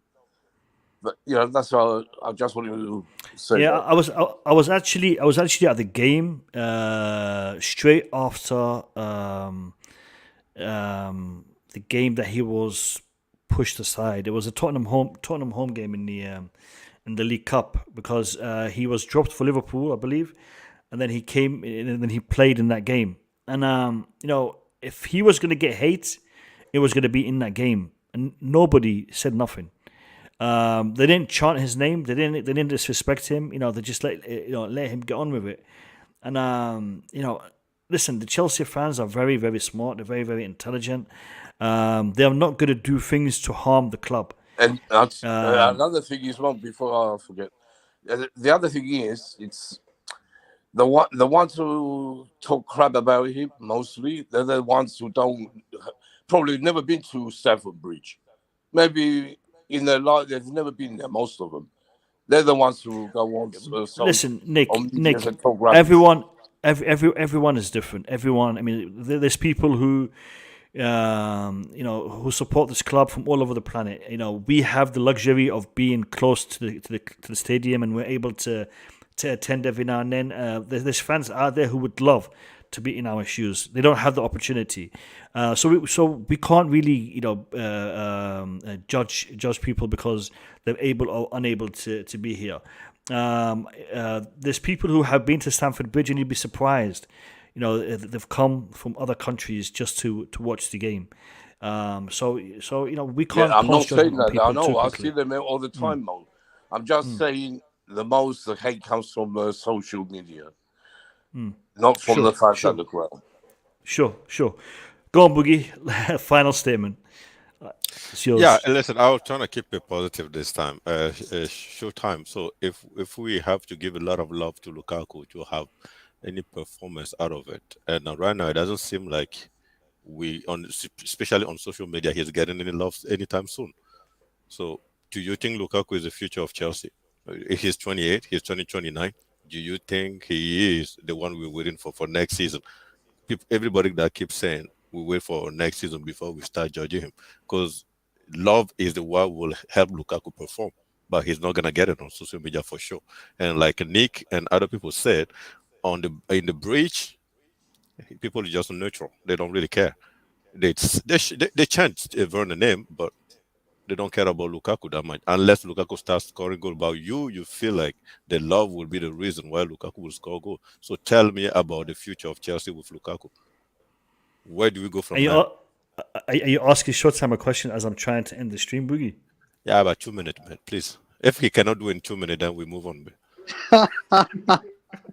The future. I mean, look, he doesn't. I mean, you have literally 2 minutes, not a second more. Go on, Showtime. Take it away. If he doesn't produce next season, I mean, I'll give him till next season, until the January window next season. And if he is not ready to produce, we'll send him on his way. And if he wants to fight for his spot, like he is now, that he's trying to do, but he doesn't feel the love, then that's what he's gonna have to deal with. But I feel like next year will definitely be his chance to prove us wrong. Especially a season and a half for a 97 million striker. Wow.